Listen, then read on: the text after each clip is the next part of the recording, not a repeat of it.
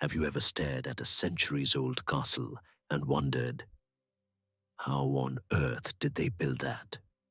Or maybe you've heard whispers of forgotten libraries filled with knowledge that vanished into thin air.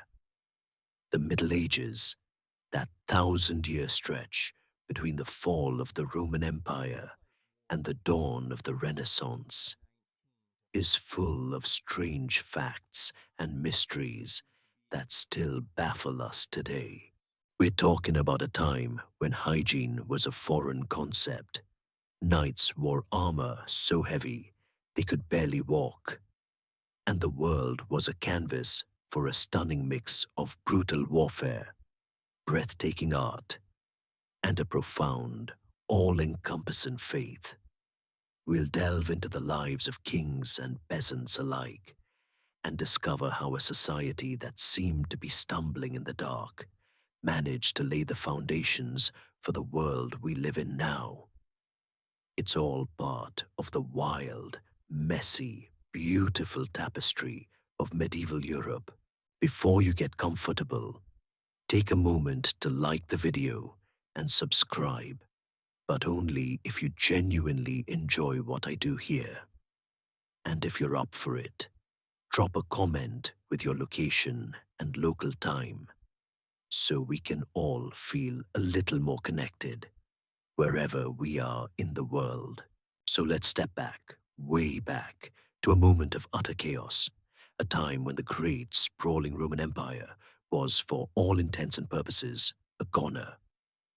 I mean, we're taught that the Roman Empire just sort of ended in 476 AD, with the final dethroning of the last Western Roman emperor, Romulus Augustulus. He was just a kid, really, a symbolic figurehead who was given the boot by a Germanic chieftain named Odoacer.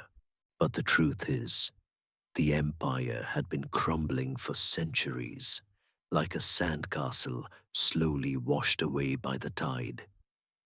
The internal rot of political instability, economic crises, and a series of plagues had already done most of the damage.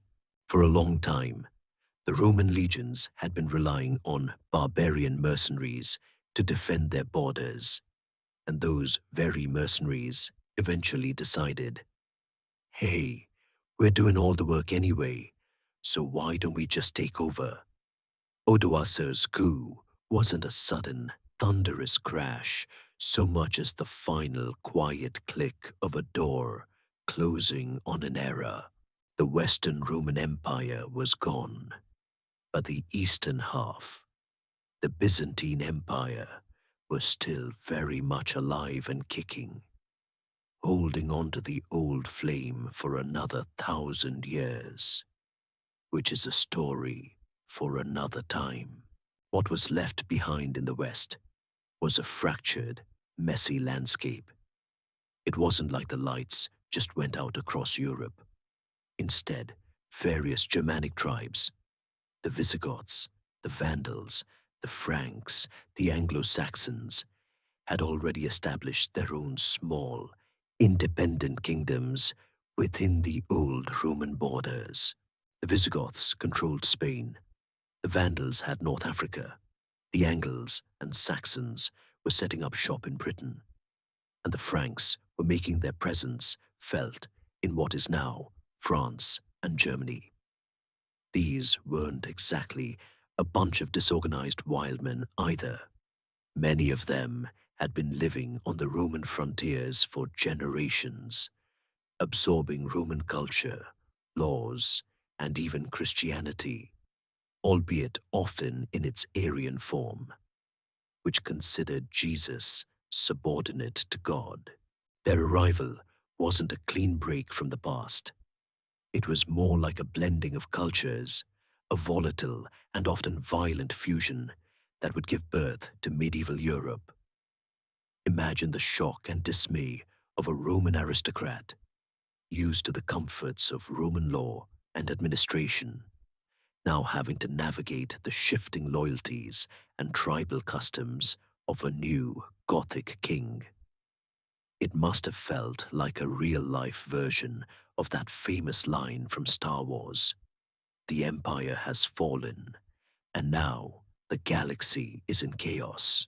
This era, often called the Dark Ages, wasn't so much a period of intellectual blackout as it was a time of decentralization.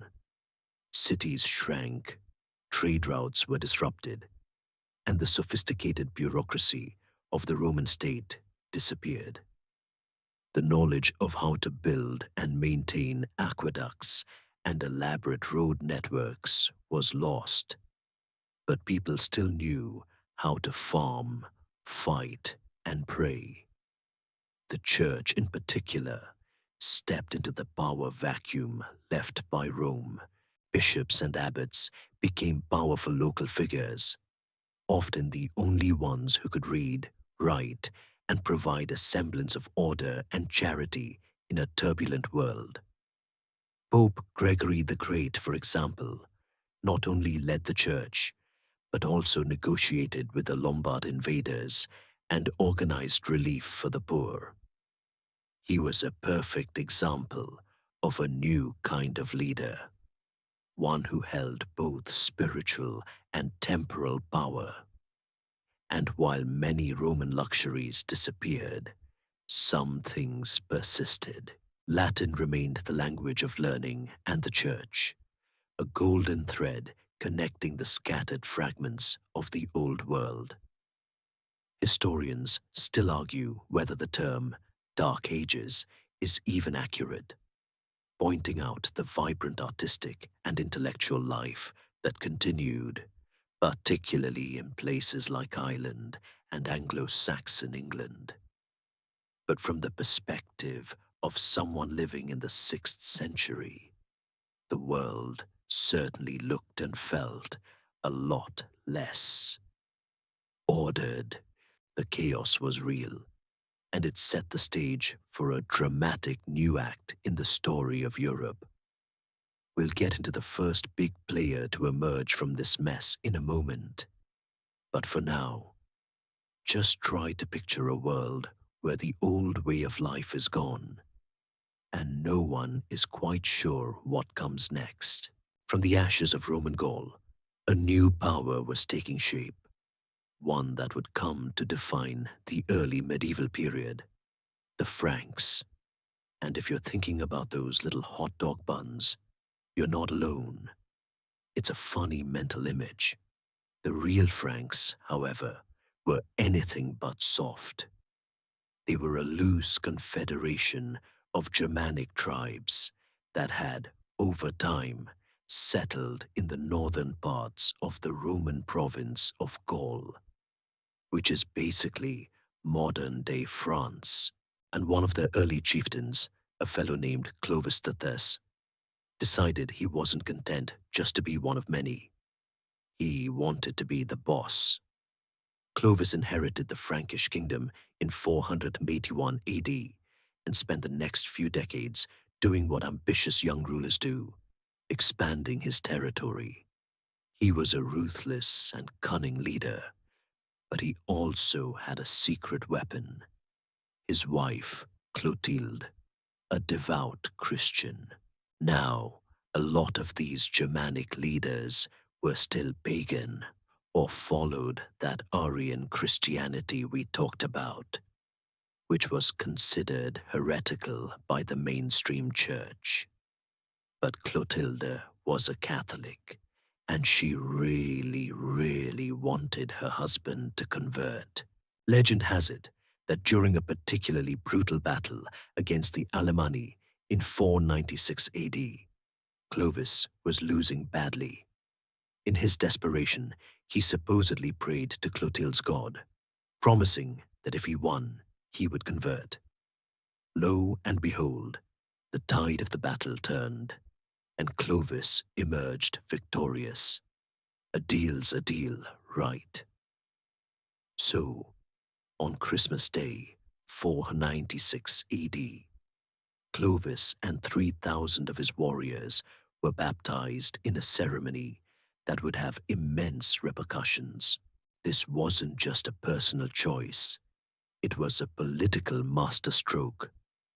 By converting to Catholic Christianity, Clovis gained the immediate support of the Romanized population of Gaul, who were already Catholic, and crucially, the backing of the powerful Christian bishops. The Roman Church, remember, was a highly organized institution with its own network and resources. Aligning with them gave Clovis a legitimacy that other barbarian kings, like the Arian Visigoths, couldn't match. Historians still argue whether Clovis's conversion was a genuine moment of spiritual awakening or a calculated political move. But either way, it was one of the most significant events of the early Middle Ages. With the backing of the Church and a growing military force, Clovis and his successors, known as the Merovingian dynasty, continued to expand the Frankish kingdom. They pushed the Visigoths out of Gaul and subjugated other tribes, creating a vast but ultimately fragile realm. The Merovingian kings, though, eventually became a bit lazy.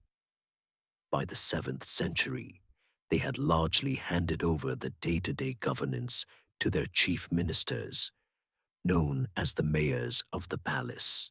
These mayors were the ones really running the show, while the kings became what a modern-day influencer might call figureheads. They were so ineffective that they earned the nickname the Do-Nothing Kings. You can just picture one of them, propped up on his throne, asking his mayor, "So, anything interesting happened today? You know, besides me getting a new crown made." The real power was held by the mayors, and it was only a matter of time before one of them decided to take the crown for himself. That moment came with a man named Charles Martel. He wasn't a king, but he was the de facto ruler of the Frankish kingdom and a military genius. His greatest claim to fame came in 732 AD at the Battle of Tours. An invading Muslim army, which had already swept across North Africa and conquered Spain, was now pushing into France. They were a formidable force, and Europe's future was hanging in the balance. But Charles Martel, whose name means the hammer, lived up to his nickname. He rallied the Frankish forces and, using a disciplined infantry square, stood his ground against the charging cavalry. The Frankish victory at Tours halted the Muslim advance into Western Europe and cemented the power of the Carolingian family, who were the mayors of the palace. This victory was a major turning point, not just for the Franks, but for all of Europe. It's a mainstream historical fact that without Charles Martel's win, the continent's religious and political landscape would look completely different today. It's hard to imagine, isn't it? A Europe that might have had to learn Arabic instead of Latin. The stage was now set for Charles's son, Pepin the Short, who, with the blessing of the Pope, officially deposed the last Merovingian king in 751 AD and had himself crowned. The Pope needed a powerful ally to protect him from the Lombards in Italy, and Pepin needed the Church's stamp of approval to legitimize his new dynasty. It was a win-win, a clever bit of political horse trading that created a powerful new alliance between the Frankish kingdom and the papacy. This was the birth of the Carolingian dynasty, a family that would go on to forge the largest empire in Europe since the fall of Rome. The foundation for this new Christian Frankish empire was built on the cunning of Clovis, the military might of Charles, and the political shrewdness of Pepin. It was a wild ride for the Franks, from a small group of warriors to the masters of a vast realm. And their greatest achievement was yet to come, as we'll see next with the reign of Pepin's son, a man who would become known as Charles the Great. With Pepin, the short's clever political maneuvering, the Carolingian dynasty was firmly established, but it was his son who would truly put them on the map. He was a mountain of a man, reportedly over 6 feet tall, in an era when the average height was closer to 5'7". And with a mind as sharp as his imposing physique, he was destined for greatness. We're talking, of course, about Charlemagne, which is French for Charles the Great. And while the name sounds fancy, the reality was a guy who was always on the move, a tireless warrior, and a relentless administrator. He was a dude who understood that power isn't just about having a big army. It's about having a plan. His reign from 768 to 814 was one long, continuous effort to expand and consolidate his territory. He waged war on every front. He crushed the Lombards in Italy, forcing their king to abdicate and even taking on the title himself. He pushed deep into modern-day Spain to fight the Muslims there.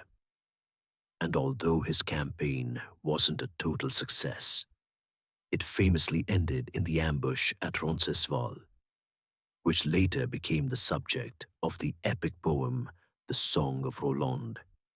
It did establish a buffer zone. His most brutal and lengthy campaign, however, was against the Saxons, a pagan Germanic tribe. It took over 30 years of constant warfare and forced conversions to finally bring them to heel.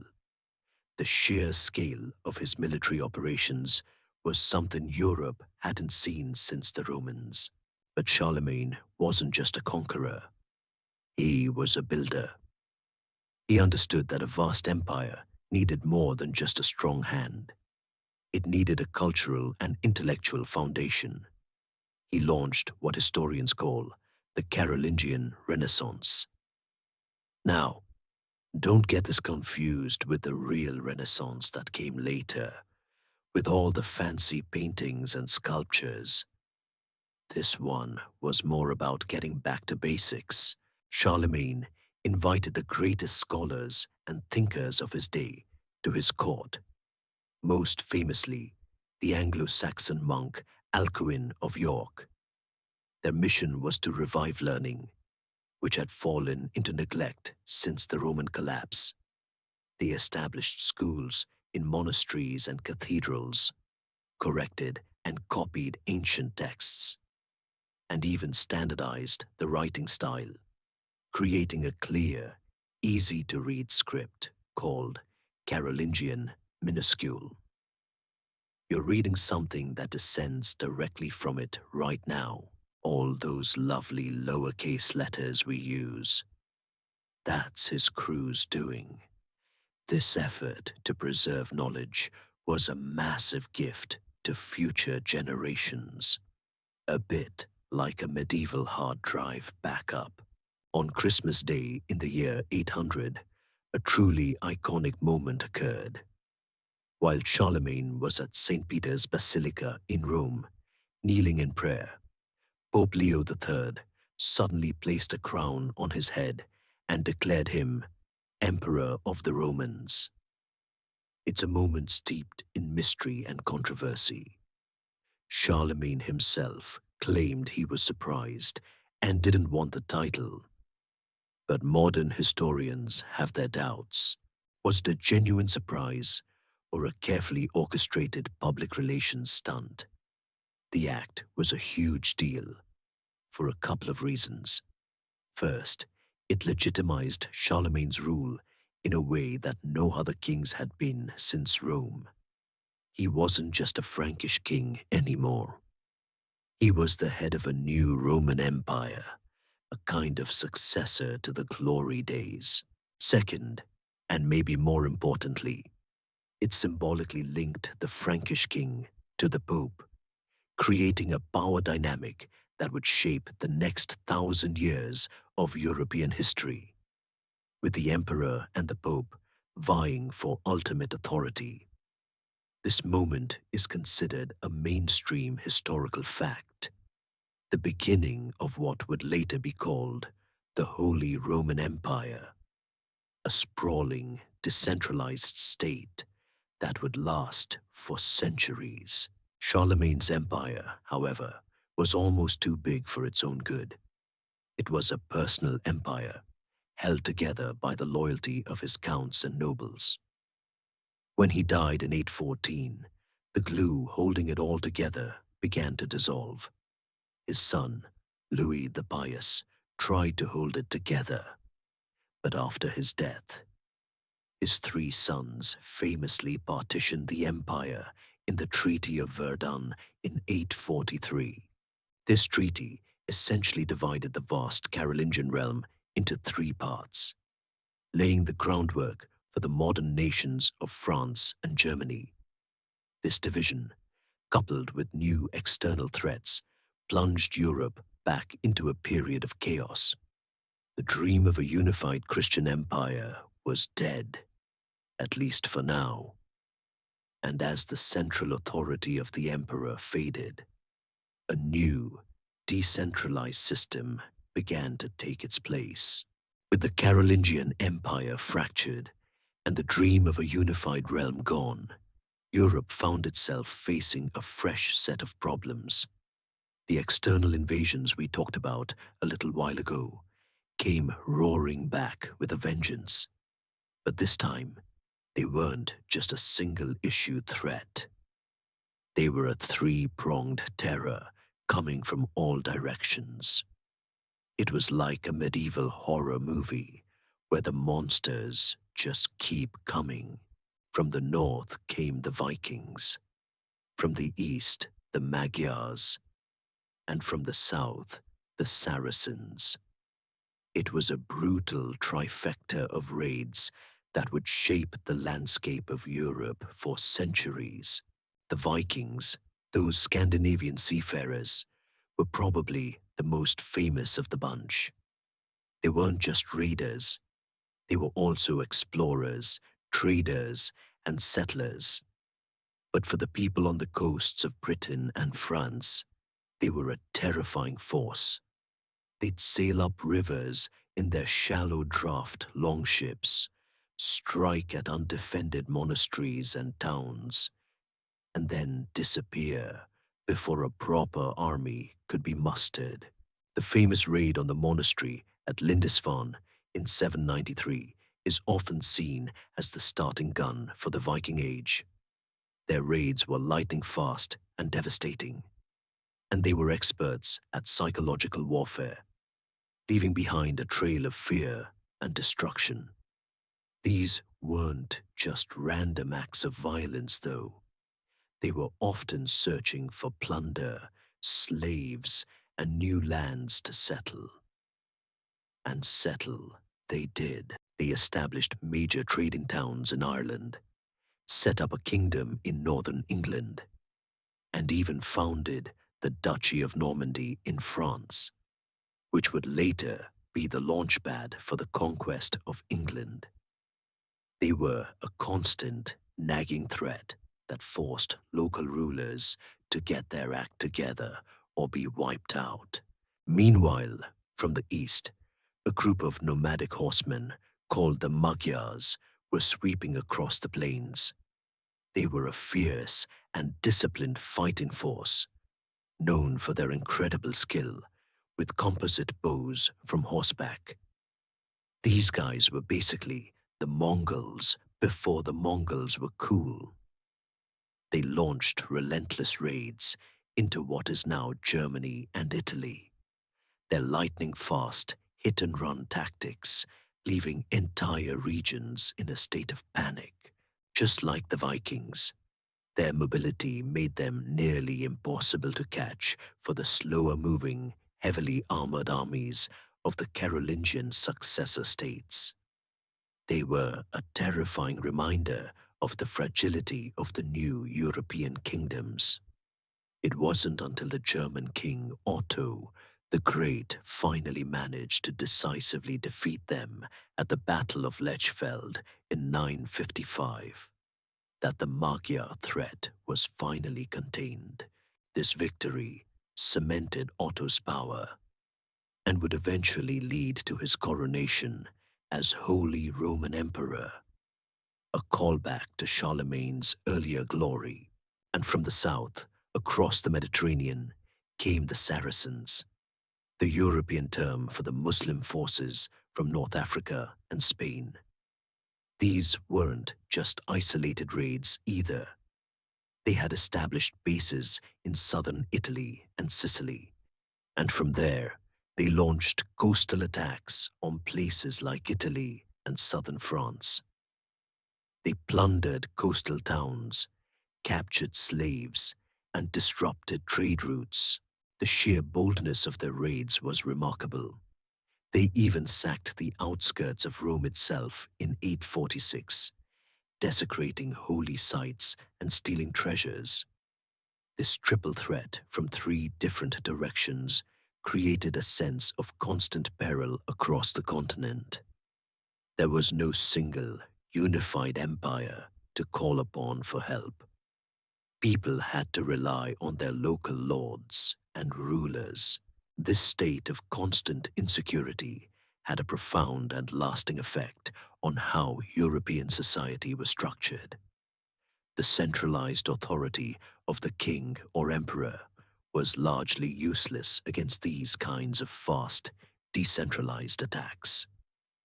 You couldn't wait for the king to get his army together when a band of Vikings was sailing up your river, or a group of Magyars was burning your fields. As a result, people looked to their local lords for protection. They would swear allegiance to a powerful nobleman in exchange for a promise of security. This wasn't some grand, top-down plan. It was a grassroots response to a very real and very terrifying problem. It created a system of mutual obligation and loyalty that would become the foundation of medieval society. Historians still debate the exact impact of these invasions. Were they the sole cause of the feudal system's development? Or did they merely accelerate a process that was already underway? Either way, the widespread terror they caused was the spark that would ignite a new social order, one based on a simple exchange: land for loyalty and protection for service. And that, my friends, is where we're going next. So, with the centralized power of the Carolingian emperors a thing of the past and the threat of raids from all sides, a new system began to emerge, almost by accident. It wasn't invented by some grand committee.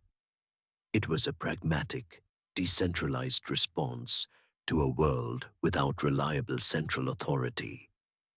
This system, which we call feudalism, was all about relationships, personal, local, and based on a simple exchange: land for loyalty. It was essentially a series of interlocking, smaller-scale protection rackets, but with a fancy name. Think of it like a chain of command built not on a salary, but on promises. At the very top of this shaky pyramid was the king, who technically owned all the land, but in reality, he was often just the most powerful of the nobles. To secure their loyalty and service, the king would grant large chunks of land, called fiefs, pronounced fiefs, to his most important followers, the dukes and counts. In return for this grant of land, these powerful nobles became the king's vassals. Their side of the bargain was to provide military service, advice, and financial aid to the king when he needed it. This relationship was formalized in a ceremony called homage, where the vassal would kneel before his lord, place his hands in his, and swear an oath of fealty, a pledge of loyalty.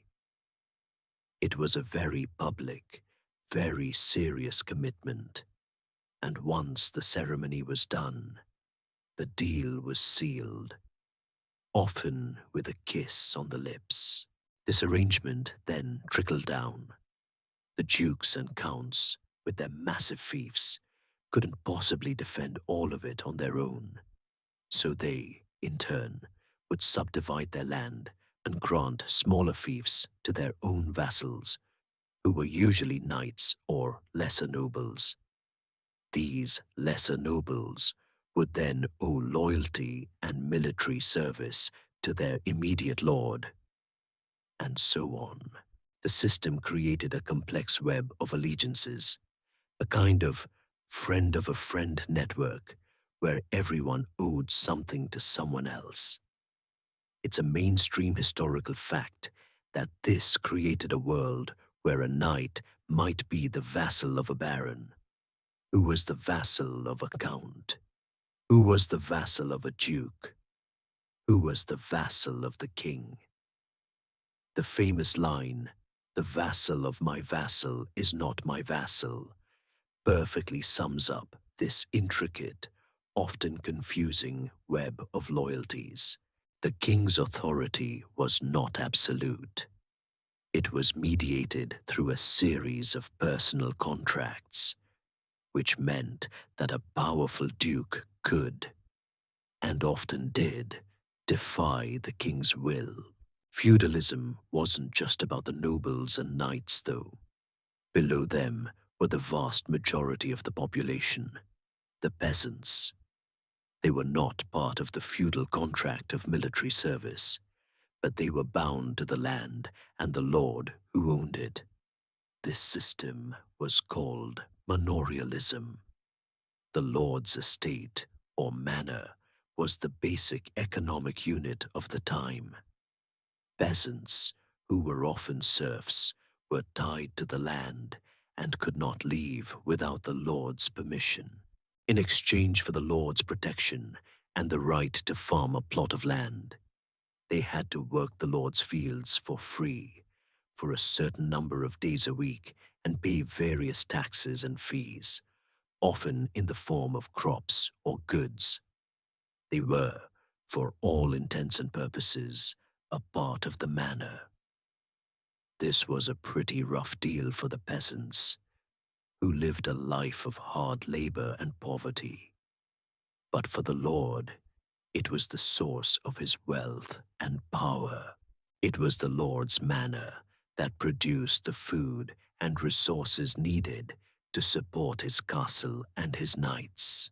This entire system, from the king at the top to the serfs at the bottom, was a direct response to the lack of a strong central government and the constant threat of violence.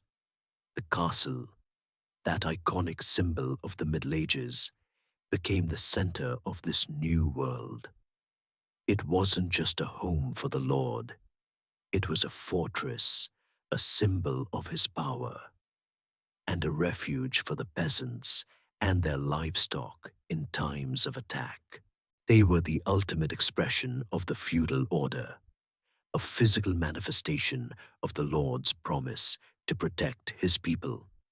The rise of feudalism essentially turned the political map of Europe into a patchwork quilt of small, self-sufficient, and often warring mini-states.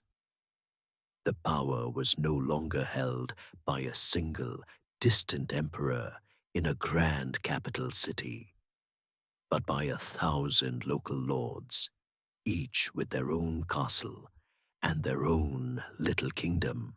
It was a mess, but it was a mess that worked, at least for a while. With Europe a patchwork of feudal states, The Church, a central and unifying force, began to address its own internal issues. For centuries, the clergy had become increasingly entangled with the secular world. Bishops were often nobles who inherited their positions, and priests were frequently married or had mistresses, a practice called simony, the buying and selling of church offices. It was a bit like a medieval version of corporate nepotism, where your job was determined by your family connections, not your spiritual fitness. This led to a significant decline in moral authority and a general sense that the church was more interested in worldly power than in the salvation of souls. But a reform movement was brewing. It started in 910 AD, when Duke William I of Aquitaine founded the monastery of Cluny in France. He did something revolutionary. He gave the monastery to the control of the Pope, not to a local lord or bishop. This simple act of independence was a huge deal. It meant the abbot of Cluny could be chosen for his piety, not his political connections, and the monastery could govern itself free from the corrupting influence of local magnates. This one monastery became the spark for a much wider movement. Other monasteries began to follow the Cluny model, and soon a vast network of reformed monasteries, all answerable to the abbot of Cluny, and ultimately the Pope, spread across Europe. They were a bit like a medieval franchise, all operating under the same rules and with the same goal: spiritual purity. The Cluniac reformers were big on two things: spiritual rigor and ending the practice of simony and clerical marriage. They believed that the church needed to be independent from secular control to truly fulfill its divine mission. The movement gained momentum, and by the 11th century, it was being championed by a series of reform-minded popes. The most famous of these was Pope Gregory VII. He was a firebrand, a reformer's reformer. He believed with all his heart that the Pope, and therefore the Church, was superior to any king or emperor. His greatest battle was overlay investiture, the practice by which secular rulers appointed bishops and abbots. To Gregory, this was a grotesque perversion of the Church's authority, a bit like letting a politician appoint the head of your religion. He was determined to end it. This led to a major showdown with the Holy Roman Emperor, Henry IV. Henry, like all emperors, considered it his right to appoint bishops in his territory. To him, these were not just religious figures. They were powerful feudal lords who owed him loyalty. When Gregory VII issued a decree banning lay investiture in 1075, Henry basically said, "No thanks," and continued to appoint his own bishops. This prompted Gregory to take the unprecedented step of excommunicating Henry. Excommunication was a big deal. It meant Henry was cast out of the church, and in the eyes of his devoutly religious subjects, had lost his divine right to rule. It was a spiritual weapon with very real political consequences. Henry's own nobles, always looking for an excuse to undermine him, seized on this and rebelled. Henry, cornered and desperate, had to make a pilgrimage to Canossa, where the Pope was staying. He stood outside in the snow for 3 days, barefoot and dressed in sackcloth, to beg for the Pope's forgiveness. Pope Gregory, in a moment of brilliant political theater, finally relented and lifted the excommunication. It was a stunning victory for the papacy. While the conflict over investiture would continue for decades, with a compromise finally being reached in 1122 with the Concordat of Worms. The message was clear. The Pope was a political force to be reckoned with. This was a mainstream historical fact. The moment the papacy stood toe to toe with the most powerful ruler in Europe, and in a sense, won. The Cluniac reforms transformed the Church from a collection of local, often corrupt institutions into a powerful, centralized force that would dominate the spiritual and political life of Europe for centuries to come. It was the Church's way of cleaning its own house, and in doing so, it became more influential than ever. While the Church was busy consolidating its power in the West, a slow but irreversible split was developing between Rome and its counterpart in the East. This was the Great Schism, and it was less a single thunderclap and more a slow, grinding separation that had been happening for centuries. You could think of it like two friends who start with slightly different opinions on things, and, over time, their differences grow into an unbridgeable chasm. On one side, you had the Roman Catholic Church, with its head in Rome, and a powerful, centralized papacy. On the other, you had the Eastern Orthodox Church, with its spiritual center in Constantinople and a more decentralized, collegiate leadership among its patriarchs. The issues were a mix of theological squabbles and political rivalries. One of the main points of contention was the Pope's claim to universal authority. The Pope in Rome believed he was the divinely appointed head of the entire Christian Church, a direct successor to St. Peter, and that all other patriarchs should submit to his authority. The Eastern Orthodox patriarchs, however, viewed the Pope as merely the first among equals. They respected his historical position, but did not believe he had the right to make decisions for the entire Church without their consultation.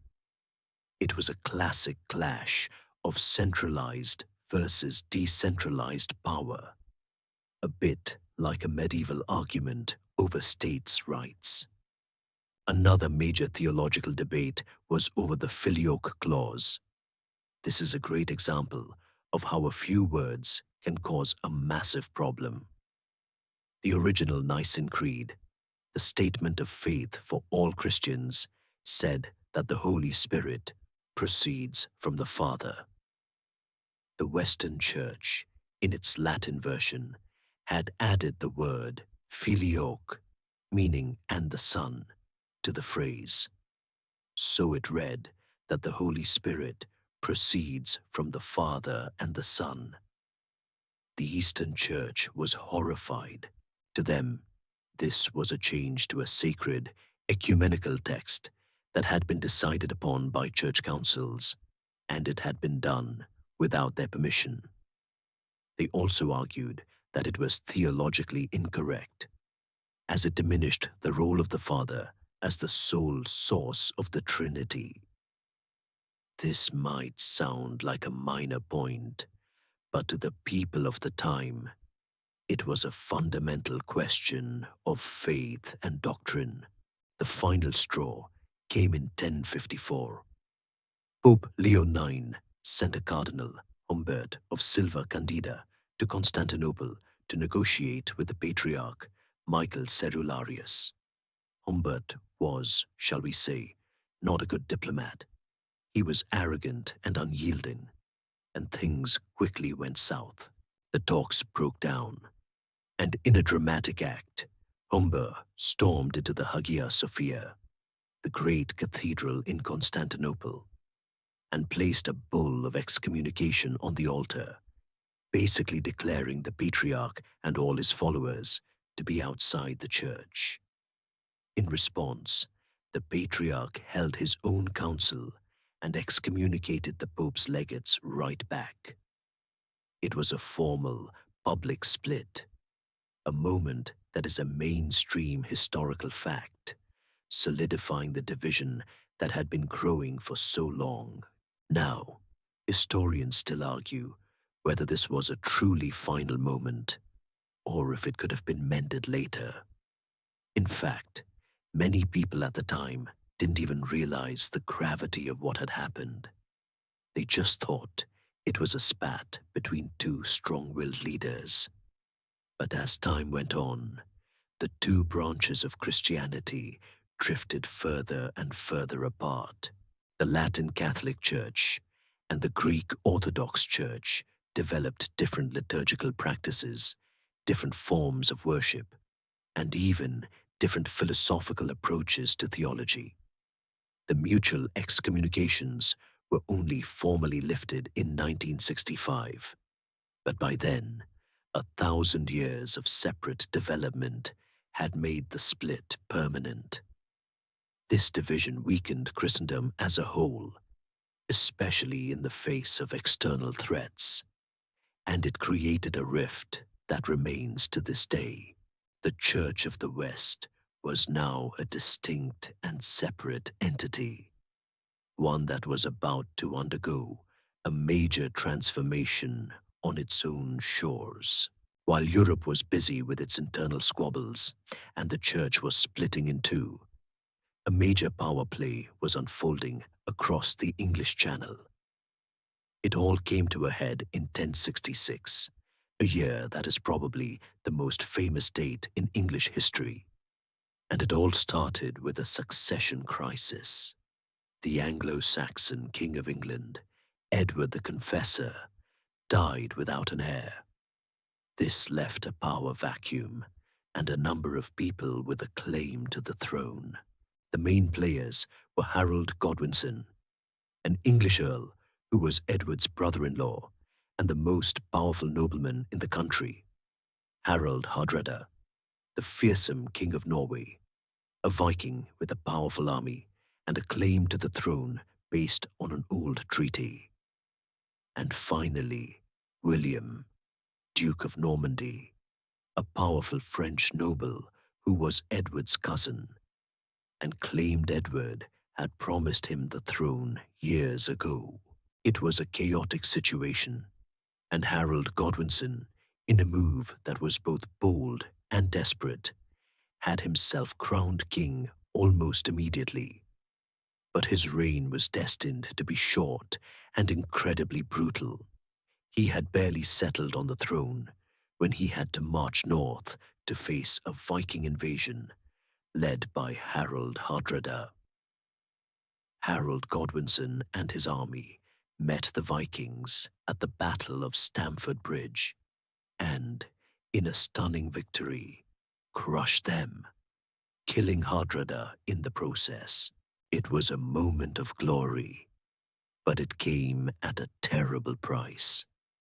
His army was exhausted and depleted, and he was about to face his most formidable opponent yet.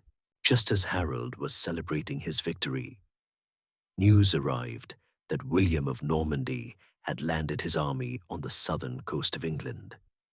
Harold immediately turned his exhausted forces around and made a forced march south, covering over 250 miles in less than 2 weeks. It was a phenomenal feat of endurance, but it was also a tactical blunder. His army was not rested, and they were not prepared. The two armies met on October 14th, 1066, at the Battle of Hastings. The English army, composed mostly of infantry with their famous shield wall, took a strong defensive position on a hill. The Norman army, with its formidable force of archers, infantry, and heavy cavalry, was ready for a fight.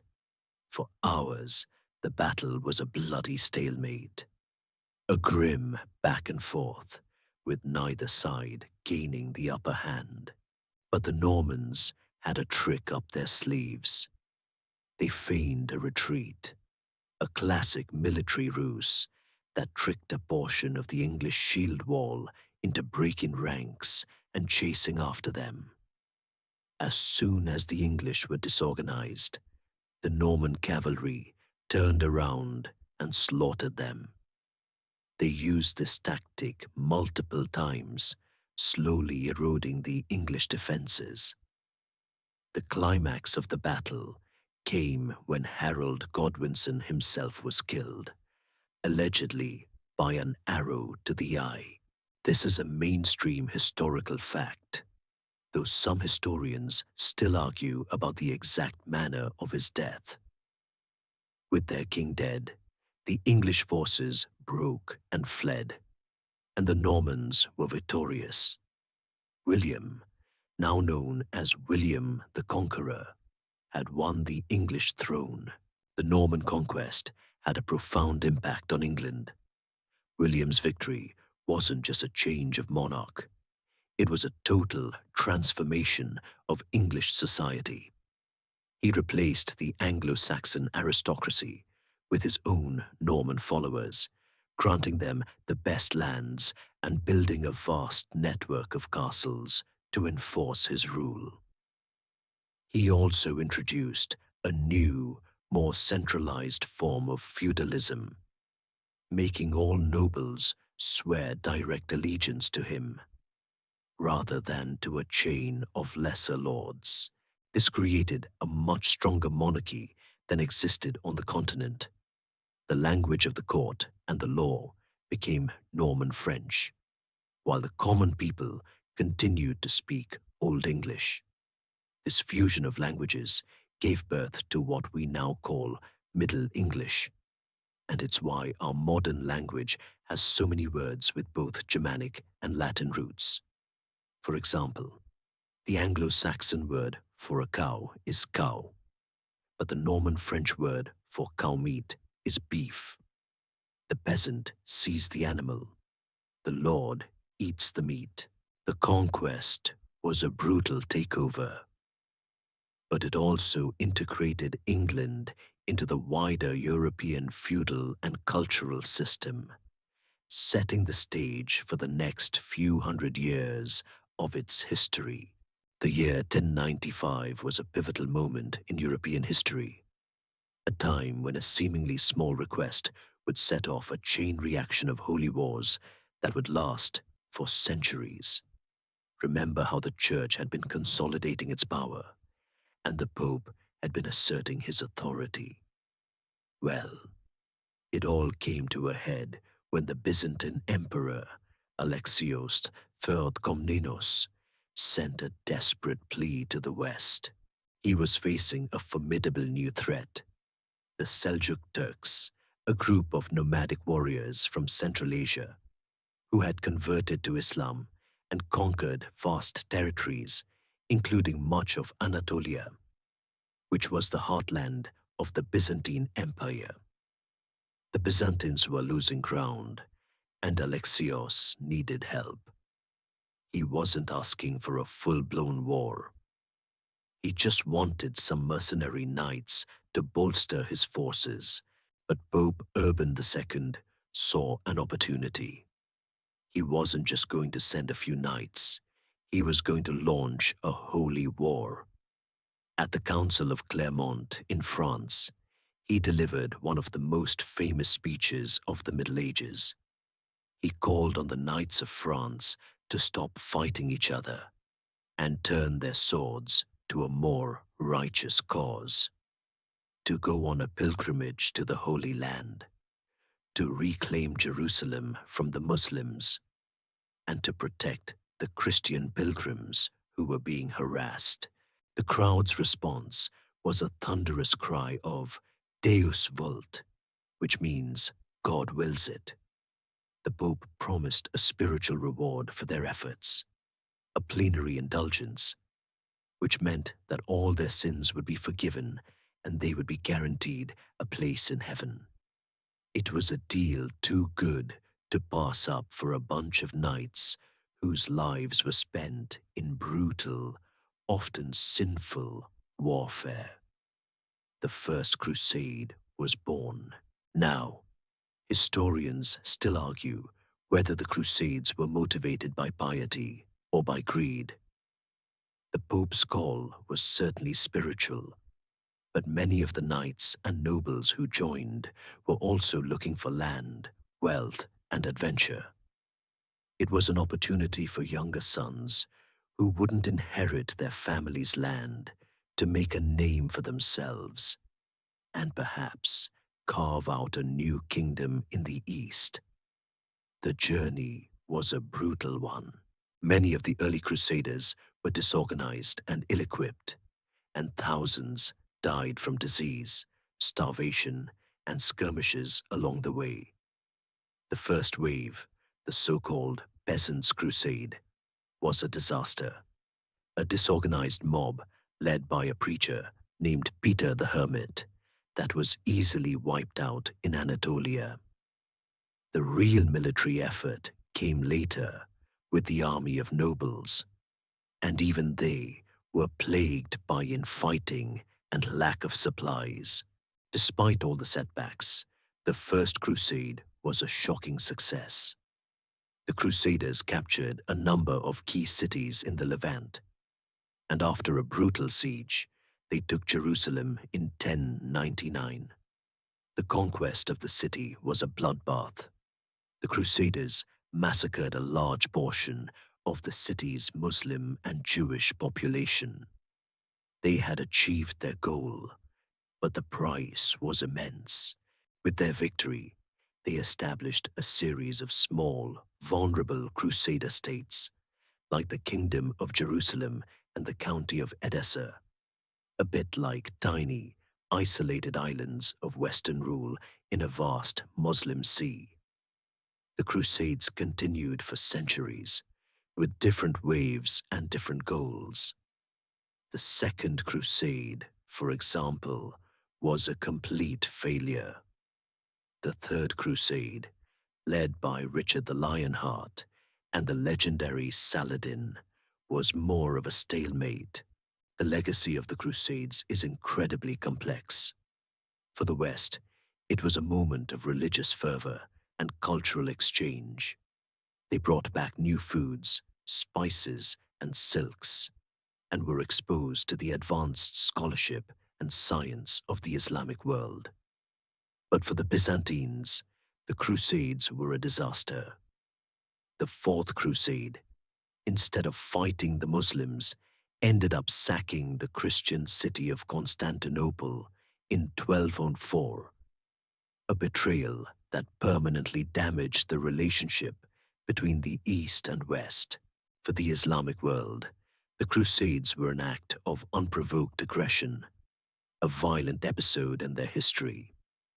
The Crusades transformed Europe from a self-contained entity into a player on the world stage, but they also created a lasting legacy of bitterness and conflict between the Christian and Muslim worlds.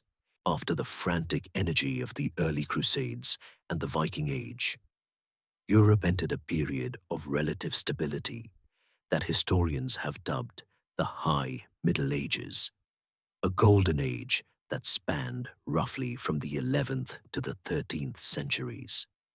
It wasn't an easy life, of course, but things were looking up. The external invasions had largely subsided, and this newfound peace allowed for a dramatic blossoming of society, economy, and culture. It was a time of unprecedented growth, and a lot of it started with the dirt beneath everyone's feet.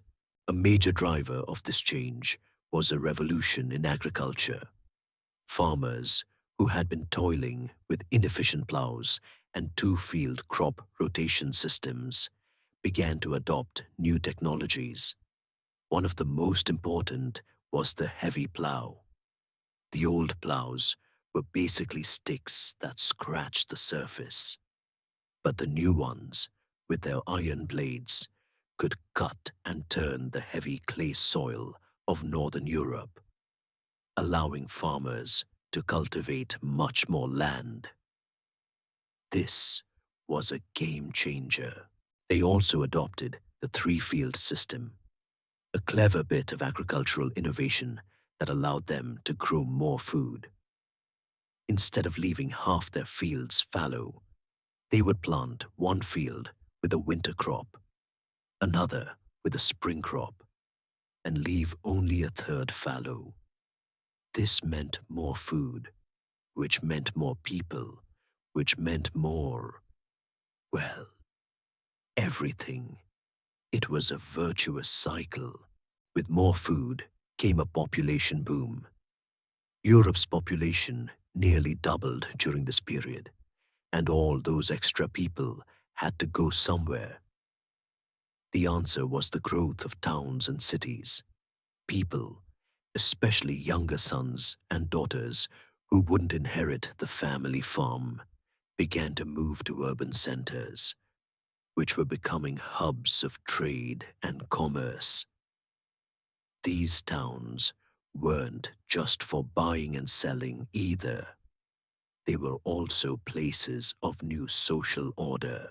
The people who lived in them, the merchants and artisans, didn't fit into the old feudal model of lord and vassal.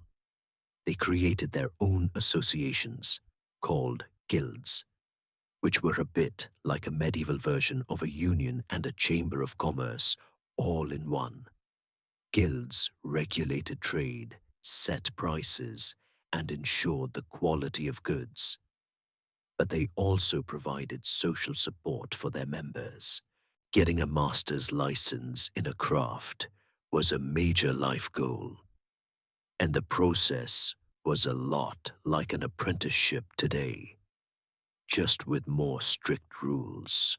The growth of towns and trade also led to the rise of a new class, the burghers or the town dwellers. These were people with money, not land, and they were often at odds with the feudal lords.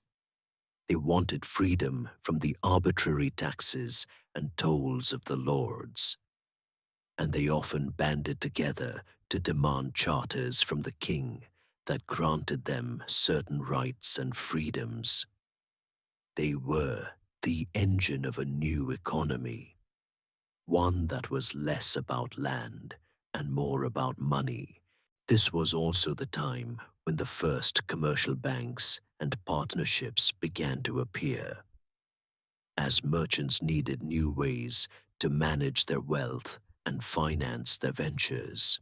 This period also saw a massive building boom.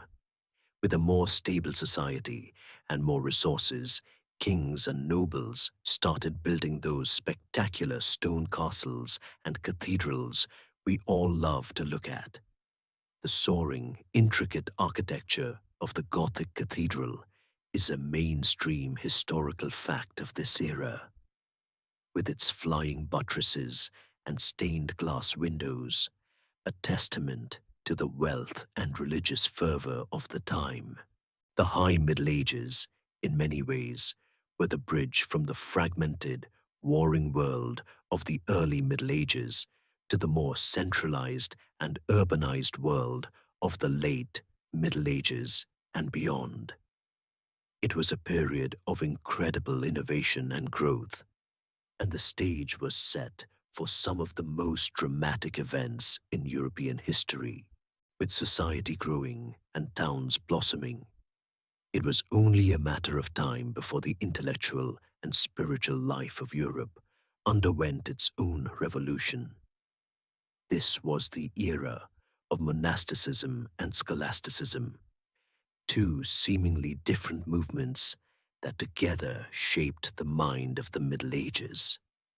Monasteries, remember, had long been the keepers of knowledge, but now a new wave of thought was emerging, one that sought to apply a new kind of logical rigor to the mysteries of faith.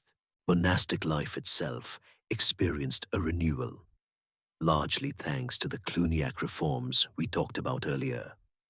Monks and nuns weren't just praying in their cells. They were copying manuscripts, tending to the poor and sick, and managing vast agricultural estates. The most famous of these new monastic orders were the Cistercians. Founded in the late 11th century, they were a reaction against the wealth of the Cluniacs, a return to a simpler, more austere life of manual labor and strict spiritual discipline. They established their monasteries in remote, uninhabited areas, transforming wilderness into productive farmland and pioneering new agricultural techniques. They were, in a way, the original medieval entrepreneurs, creating a vast network of self-sufficient and well-organized abbeys that became economic powerhouses. Their leader, Bernard of Clairvaux, was one of the most influential figures of the 12th century, a spiritual advisor to kings and popes, who was a powerful advocate for the Second Crusade.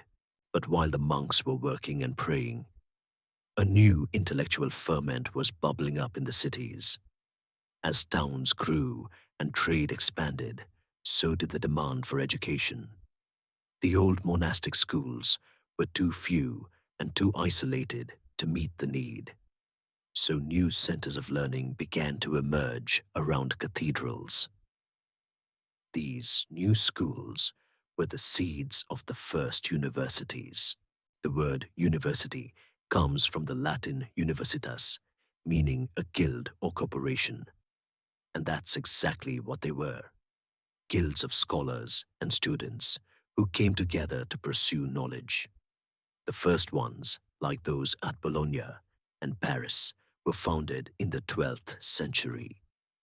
At Bologna, the focus was on law, while at Paris, it was on theology and philosophy. These early universities were a chaotic, vibrant, and often rowdy place, a bit like a medieval college town, complete with intellectual rivalries and street brawls. This new academic environment gave rise to scholasticism, a way of thinking that sought to reconcile faith with reason. Its proponents, known as scholastics, tried to use logic and philosophical inquiry to understand Christian doctrine. The goal wasn't to challenge the faith, but to deepen it, to prove it with the same kind of reasoned arguments that one might use in a legal or scientific debate. The most famous scholastic was Thomas Aquinas, a Dominican friar who lived in the 13th century. His masterwork, the Summa Theologica, was a massive synthesis of Christian theology and the philosophy of Aristotle, which had been reintroduced to Europe through contact with the Islamic world. In it, Aquinas used a question and answer format to explore and resolve thousands of theological issues, from the existence of God to the nature of good and evil. He was a logical powerhouse, and his work is a mainstream historical fact that became the foundational text of Catholic theology. So, while the monks and nuns were busy with their spiritual and practical lives, the scholastics were creating a new intellectual framework that would shape Western thought for centuries. Their work was a testament to the fact that the Middle Ages were not a time of intellectual stagnation. It was a period where people took the great ideas of the past and the challenges of the present, and, with a combination of faith and reason, built a new way of understanding the world. This was the moment when the scattered fragments of Roman knowledge were finally collected, corrected, and expanded upon, creating the intellectual infrastructure that would later give rise to the Renaissance itself. While the intellectual and spiritual world was evolving, the political landscape was just as turbulent. Back in England, the Norman kings had consolidated their power, but they were about to get a painful lesson in the limits of their authority. The king in question was King John, a monarch whose reign was, to put it mildly, a bit of a disaster. He was known for being a cruel and greedy ruler, and he managed to alienate almost everyone: the church, his own nobles, and even the French king. He lost vast territories in France to Philip II, a humiliating defeat that earned him the nickname Lackland, a title he truly deserved. To pay for his failed wars and his extravagant lifestyle, he levied increasingly heavy taxes on his barons, who were already pretty fed up with him. The final straw came when a group of these powerful English barons decided they had had enough. They had lost land in France. They were being bled dry by taxes, and they were tired of the king's arbitrary and tyrannical rule. They rebelled, and, with the city of London on their side, cornered King John at a field near Windsor. They had a list of demands, and they weren't going to back down. Faced with a full-scale rebellion and the real possibility of losing his throne, John had no choice but to negotiate. On June 15th, 1215, he met with the barons at Runnymede and reluctantly put his seal on a document that would become a cornerstone of Western law, the Magna Carta. The Magna Carta, Latin for Great Charter, wasn't some grand declaration of human rights. It was a feudal contract, a list of 63 clauses that addressed the specific grievances of the barons. It was, in essence, a peace treaty between a king and his rebellious subjects. But within those 63 clauses were some truly revolutionary ideas. The most important one was that the king was not above the law. Clause 39, for example, states, "No free man shall be seized or imprisoned, or stripped of his rights or possessions, or outlawed or exiled, or deprived of his standing in any other way, nor will we proceed with force against him, or send others to do so, except by the lawful judgment of his equals or by the law of the land." This was a foundational concept, the idea of due process of law. It was the first time in a long time that a European king had to formally acknowledge that his power was limited, and that he had to rule according to established legal customs, not just his own whims. The charter also limited the king's ability to levy taxes without the consent of his great council, a group of nobles and church leaders who would eventually evolve into parliament. It was a huge step toward the idea of representative government, a concept that would later influence the American and French revolutions. King John, of course, had no intention of keeping his promises. He immediately asked the Pope to annul the charter, and the Pope, a friend of the king, agreed. The result was a new civil war, but the ideas in the Magna Carta had been set free. When John died a year later, his young son, Henry III, reissued the charter as a gesture of goodwill to end the fighting. And over the next few centuries, the Magna Carta was reissued and reconfirmed, becoming an enduring symbol of the principle that a ruler's power is not absolute. This is a mainstream historical fact. The document's influence is still felt today.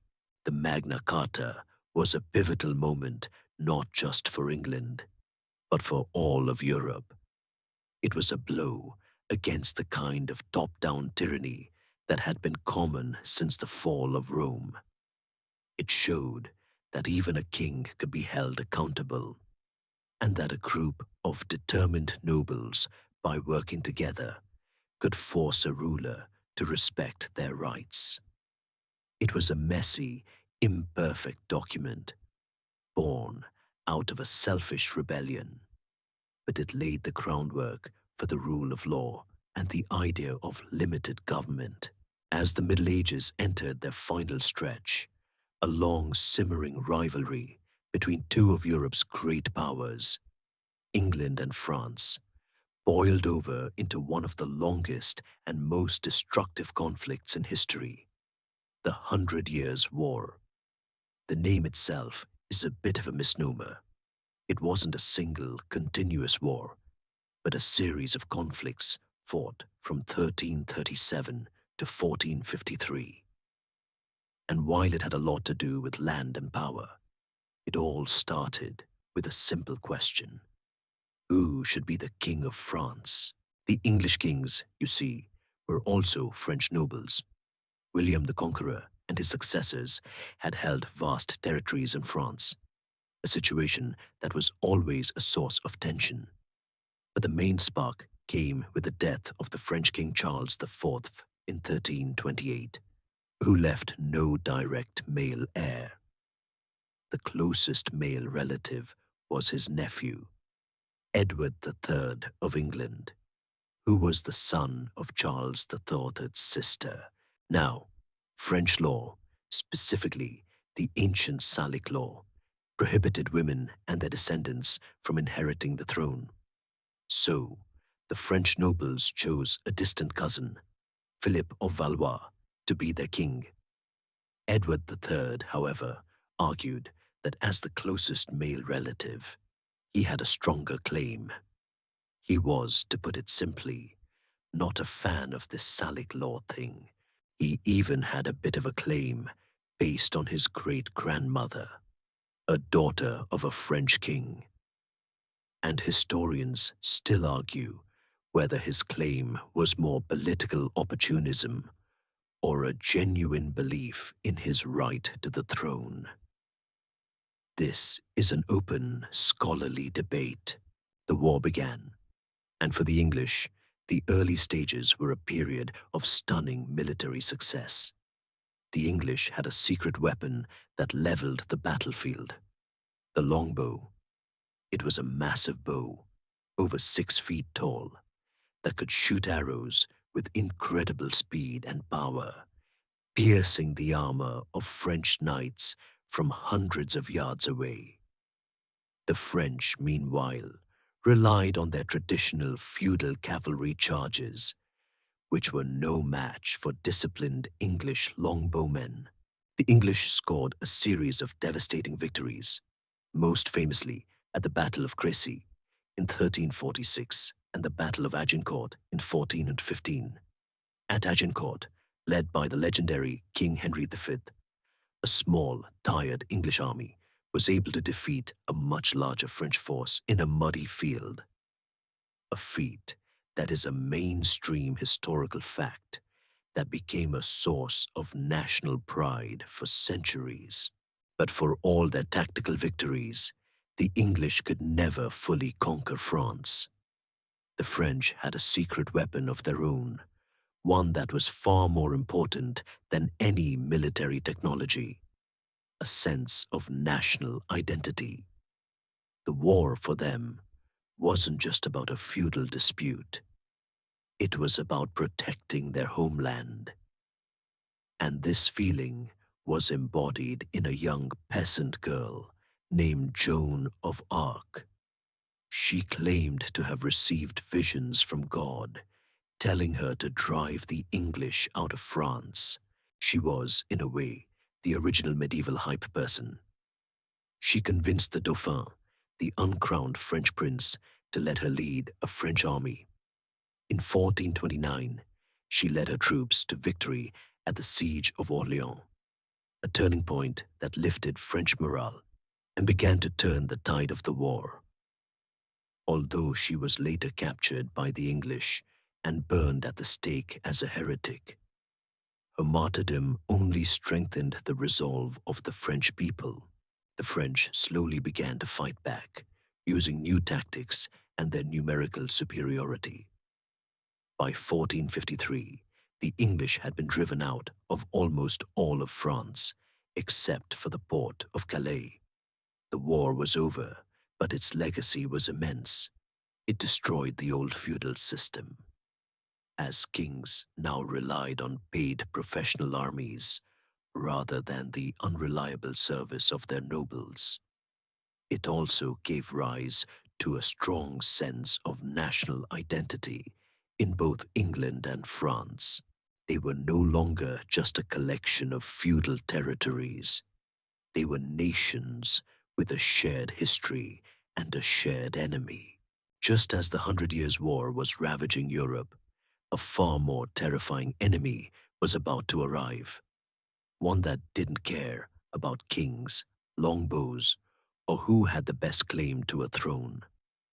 This was the Black Death, a plague that swept across the continent with a speed and ferocity that had no parallel in human history.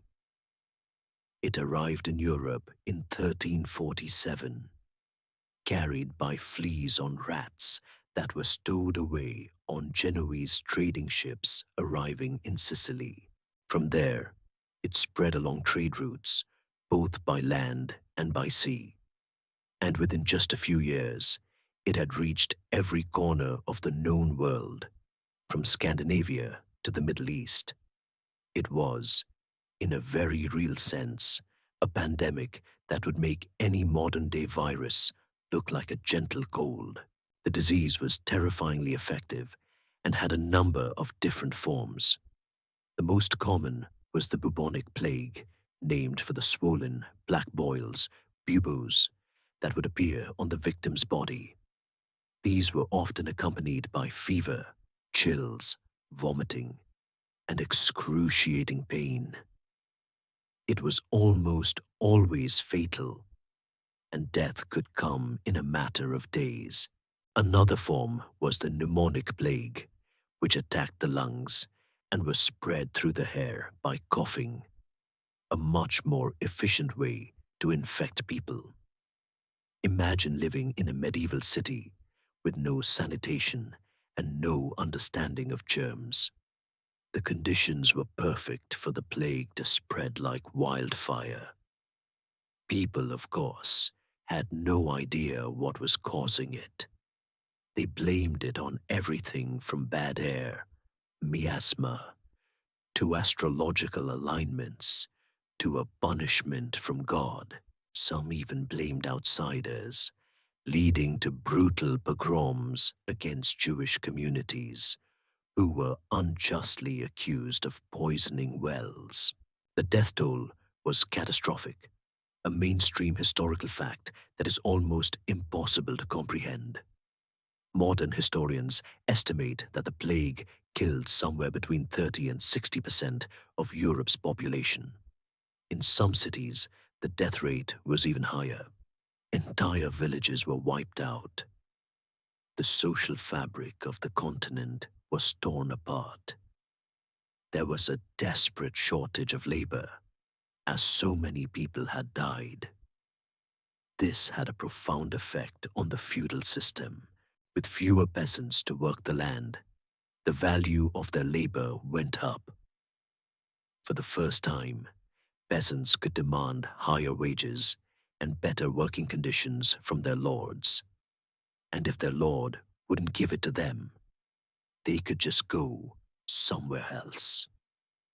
It was a massive blow to the old manorial system, which relied on a large, stagnant peasant class tied to the land. This newfound power for the poor led to a number of peasant revolts in the following decades, as a newly empowered peasant class fought to protect their gains. The Peasants' Revolt in England in 1381, led by figures like Wat Tyler and John Ball, was a direct result of these social and economic changes. The revolt was put down, but the message was clear. The old order was crumbling. The plague also had a profound effect on people's spirituality. Many people became obsessed with death. a fascination that is reflected in the art and literature of the time. Think of the danse macabre or the dance of death, a popular motif showing skeletons leading people from all walks of life to their graves. Others, however, lost faith in the church, which seemed powerless to stop the suffering. The clergy was hit particularly hard, as priests and monks died tending to the sick. The Black Death was more than just a disease. It was a watershed moment that accelerated the end of the Middle Ages, setting in motion social and economic forces that would eventually give rise to a new, more modern world. As if the Black Death weren't enough, the Church, Europe's supposed spiritual rock, was about to go through one of its most tumultuous periods. This was the Avignon Papacy, a 70-year stretch where the Pope didn't live in Rome at all. In 1305, a French cardinal was elected Pope and took the name Clément V. He decided to move the papal court to Avignon, a city in what is now southern France, for a variety of reasons, including the political instability and violence in Rome. It seemed like a temporary measure, but it ended up lasting until 1377. This relocation was a huge problem for a lot of people. For many, the Pope's proper place was in Rome, the city of St. Peter, and the historical seat of the Church. The Pope's new home in Avignon, meanwhile, was right on the border of the French king's territory. This led many to believe that the papacy was under the undue influence of the French monarchy, a puppet of the French crown. And in many ways, they were right.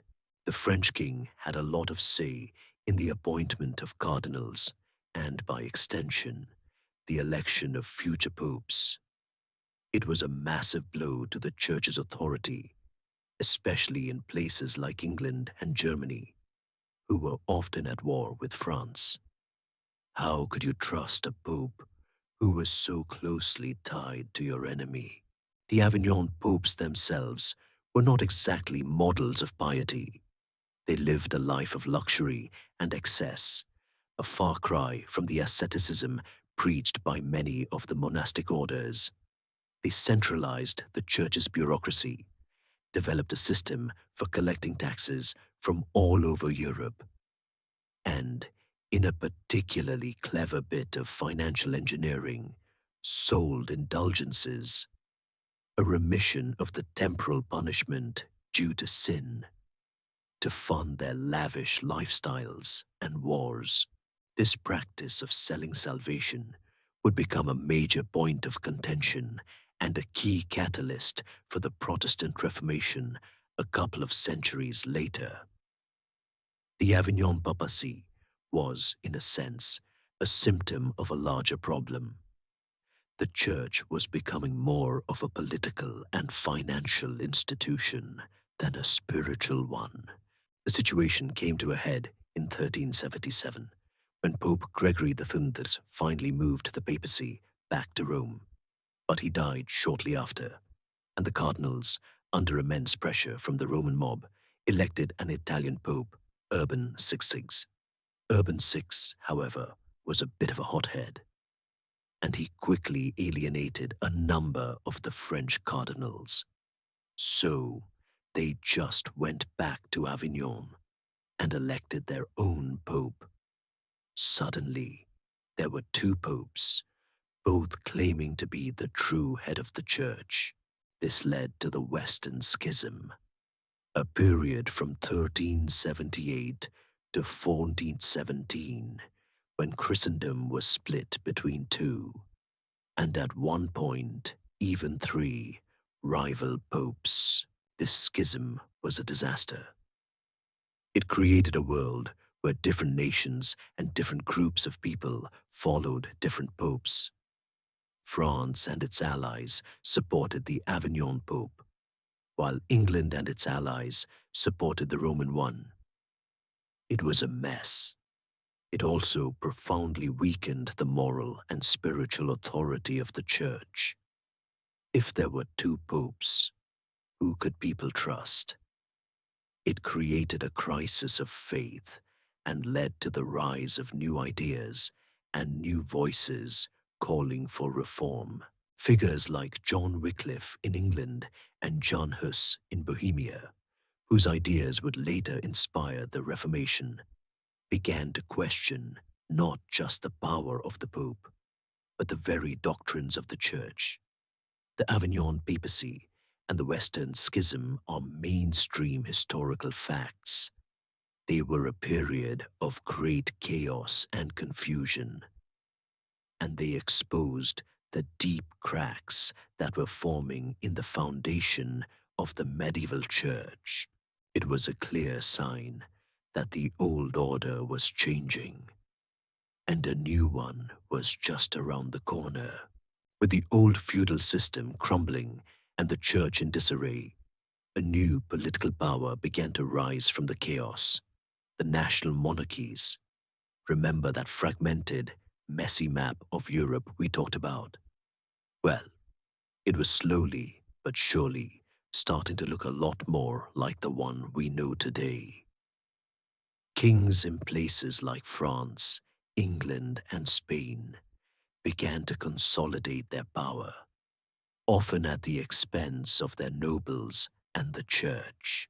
They weren't just the first among equals anymore.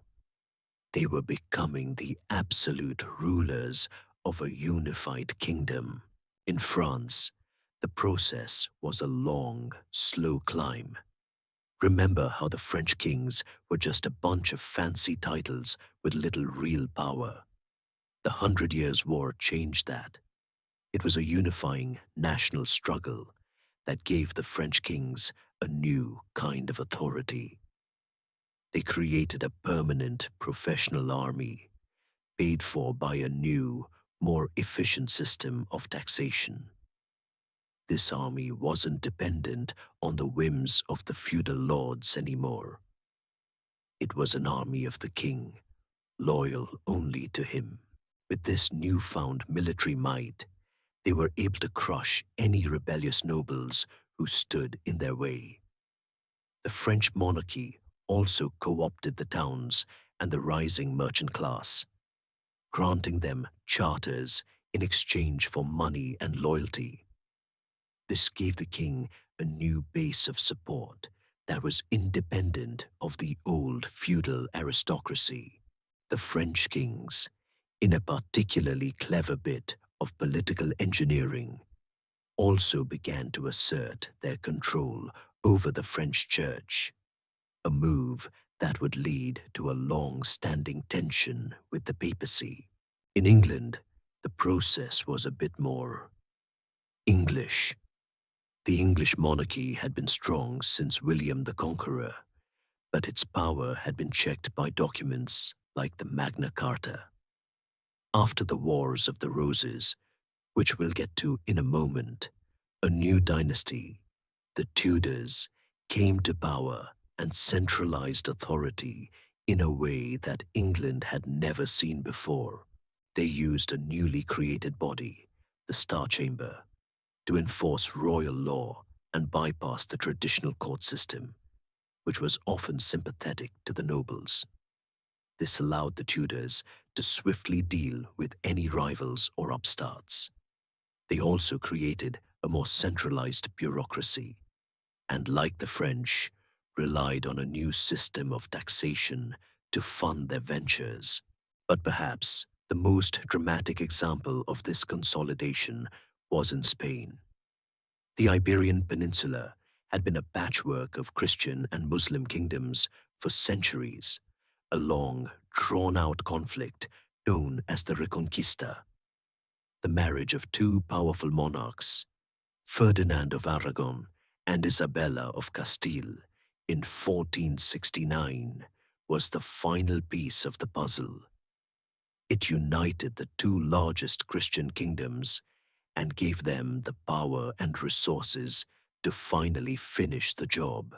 In 1492, they conquered Granada, the last Muslim stronghold in Spain, and in a move that historians still debate, they expelled all the Jews who refused to convert to Christianity. This wasn't just a military victory, it was a political and religious one.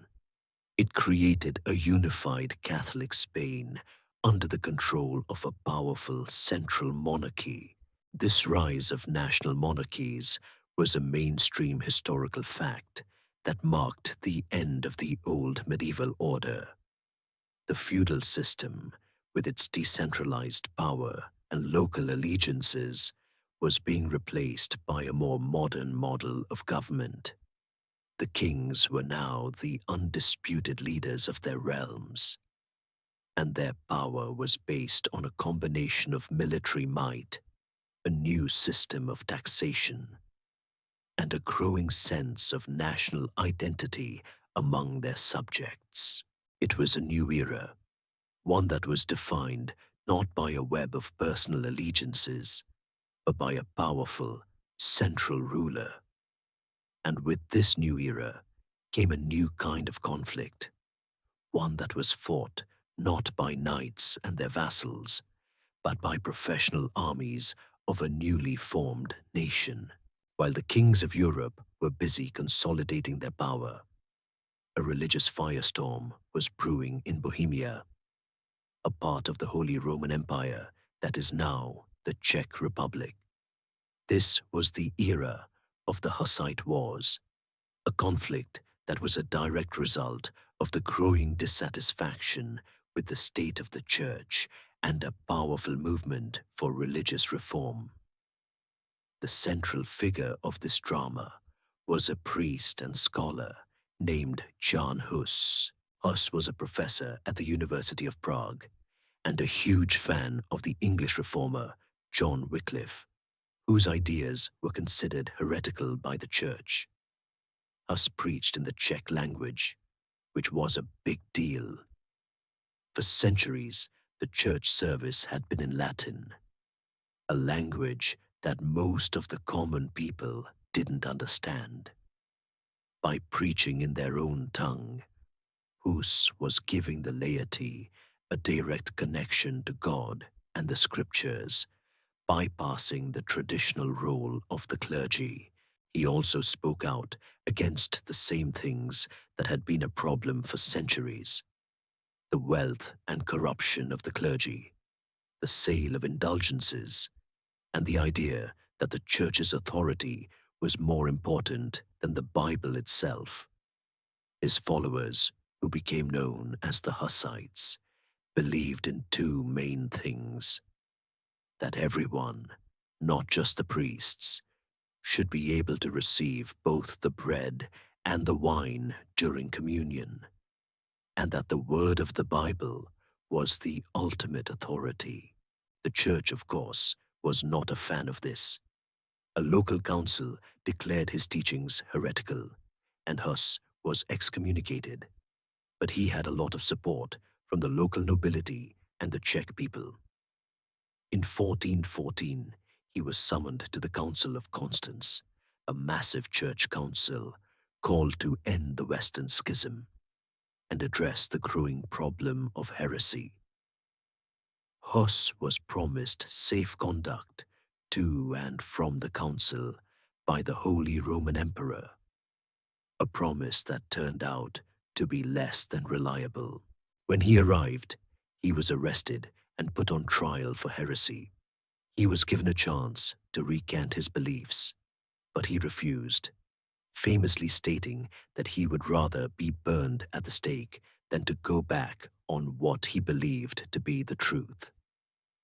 In a moment that is a mainstream historical fact, on July 6, 1415, John Hus was burned at the stake. His death, however, did not extinguish his movement. It ignited a fire. The Hussites saw his execution as a betrayal and an outrage, and they rose up in rebellion against the Catholic Church. and the Holy Roman Emperor. This led to the Hussite Wars, a series of conflicts that raged from 1419 to 1434. The Hussites, organized into different factions, were incredibly effective fighters. They were pioneers in military technology, using armored wagons and early forms of cannons and handguns to defeat the heavily armored Crusader armies sent against them. This is an open scholarly debate, as historians still argue whether their use of wagon forts was a direct influence on later military tactics. But it was certainly a factor in their success. The wars were incredibly brutal, but in the end, the Hussites were not defeated. They were able to force the church and the emperor to negotiate. The result was a compromise that granted the Hussites some of their demands, including the right to receive both bread and wine in communion. While the Hussite movement eventually faded, its legacy was immense. The Hussite Wars were one of the first major wars fought over religious beliefs in Europe. They showed that a popular religious movement, even one that was considered heretical, could stand up to the combined might of the papacy and the Holy Roman Emperor. They also laid the groundwork for the Protestant Reformation, which would begin less than a century later. The ideas that John Hus was burned for were now out in the world, and they were not going to go away. While the West was embroiled in its own religious and political dramas, the eastern half of the Roman Empire was fighting for its very existence. The Byzantine Empire, with its capital at Constantinople, had been the surviving half of the old Roman world for over 1,000 years. It was a beacon of Christian civilization, a major center of trade, and a repository of classical learning. But by the late Middle Ages, it was a shadow of its former self, its territory whittled away by a series of constant wars, both with rival Christian powers and with the rising Muslim empires. Its final and most formidable enemy was the Ottoman Empire, a new and aggressive power that was expanding rapidly from its base in Anatolia. The Ottomans had a relentless ambition, and their ultimate goal was to take Constantinople. The city, with its famous triple walls and its strategic location controlling the Bosporus Strait, was a prize of immense value. For centuries, the Byzantines had held them off, but by the mid-15th century, the city was a lonely Christian island in a vast Ottoman sea. In 1453, the Ottoman Sultan Mehmed II, a young and brilliant military leader, decided to end the long siege once and for all. He assembled a massive army, numbering over 80,000 men, and a formidable fleet. But his real secret weapon was a new kind of artillery, giant cannons that could smash through the city's ancient walls, something that had been thought impossible. He even had a giant cannon named Basilica, which could fire a 1,200-pound stone ball. The siege began in April 1453 and lasted for nearly 2 months. The small Byzantine army, led by the last Byzantine emperor, Constantine XIV, fought bravely, but they were hopelessly outnumbered. The city's legendary walls held firm for a time, but they were no match for the relentless pounding of the Ottoman cannons. The defenders repaired the breaches as best they could, but it was a losing battle. The Ottomans even used a clever tactic to get their fleet into the city's harbor, which had been blocked by a giant chain. They built a greased wooden track and hauled their ships over a hill, bypassing the chain altogether. It was a clever bit of military engineering. The final assault came on May 29th, 1453. The Ottomans launched a full-scale attack, and after a ferocious battle, they breached the walls. The city fell, and Emperor Constantine II, according to legend, died fighting in the streets. The conquest of Constantinople was more than just a military victory. It was a symbolic end to an era. For over 1,000 years, the Byzantine Empire had been a direct link to the Roman world, a bastion of Christendom. Its fall marked a final end to the old Roman order and a new beginning for the Ottoman Empire, which would go on to be a major world power for centuries. The fall of Constantinople is a mainstream historical fact, and its impact on Europe was immense. Many of the Byzantine scholars who fled the city took their precious Greek manuscripts and knowledge with them, and they ended up in Italy. This influx of classical learning had a profound effect on the Italian peninsula, helping to fuel the intellectual and artistic movement that was just beginning to take shape there. It was a kind of a sad and beautiful moment, a final flicker of the Roman flame that would go on to light a new and very different kind of fire in the West. It also forced Europeans to look for new trade routes, since the old land routes to the east were now controlled by the Ottomans, a search that would eventually lead to the Great Age of Exploration. With the fall of Constantinople, the stage was set for a new chapter in European history. But the real change wasn't in politics or religion. It was in the human spirit. In Italy, a new way of thinking was taking hold, a movement that would celebrate human potential and creativity. This was the Italian Renaissance, and it was a direct reaction against the prevailing worldview of the Middle Ages. The Middle Ages were, for the most part, a period of collective thinking. People saw themselves as part of a larger whole, a community defined by their faith, their family, or their lord. But the Renaissance was about the individual.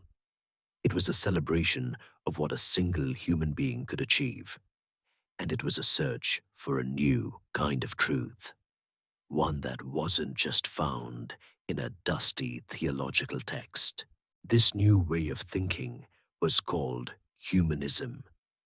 Humanists were scholars who were obsessed with the classical world of ancient Greece and Rome. They weren't just interested in the philosophy of Aristotle and the laws of the Roman Empire. They were interested in the literature, art, and history of the classical world. They believed that by studying these ancient texts, they could not only learn about the past, but also become better, more virtuous people. They searched for long-lost manuscripts in monastic libraries and, thanks to the fall of Constantinople, were able to get their hands on a flood of new Greek texts that had been preserved in the Byzantine Empire. This is a mainstream historical fact. The flow of new knowledge was a massive catalyst for change. The Renaissance was also a period of incredible artistic and scientific innovation. In painting, artists moved away from the stiff, symbolic art of the Middle Ages and began to embrace perspective and realism. They started to paint not just saints and biblical scenes, but also portraits of real people and scenes from everyday life. In sculpture, artists were inspired by the classical Greek and Roman statues they were digging up and began to create works that were full of life, movement, and emotion. The most famous artists of this period, like Leonardo da Vinci and Michelangelo, were more than just painters and sculptors. They were true Renaissance men, masters of a dozen different fields, from anatomy to engineering. But the Renaissance wasn't just about art. It was a time of scientific discovery as well.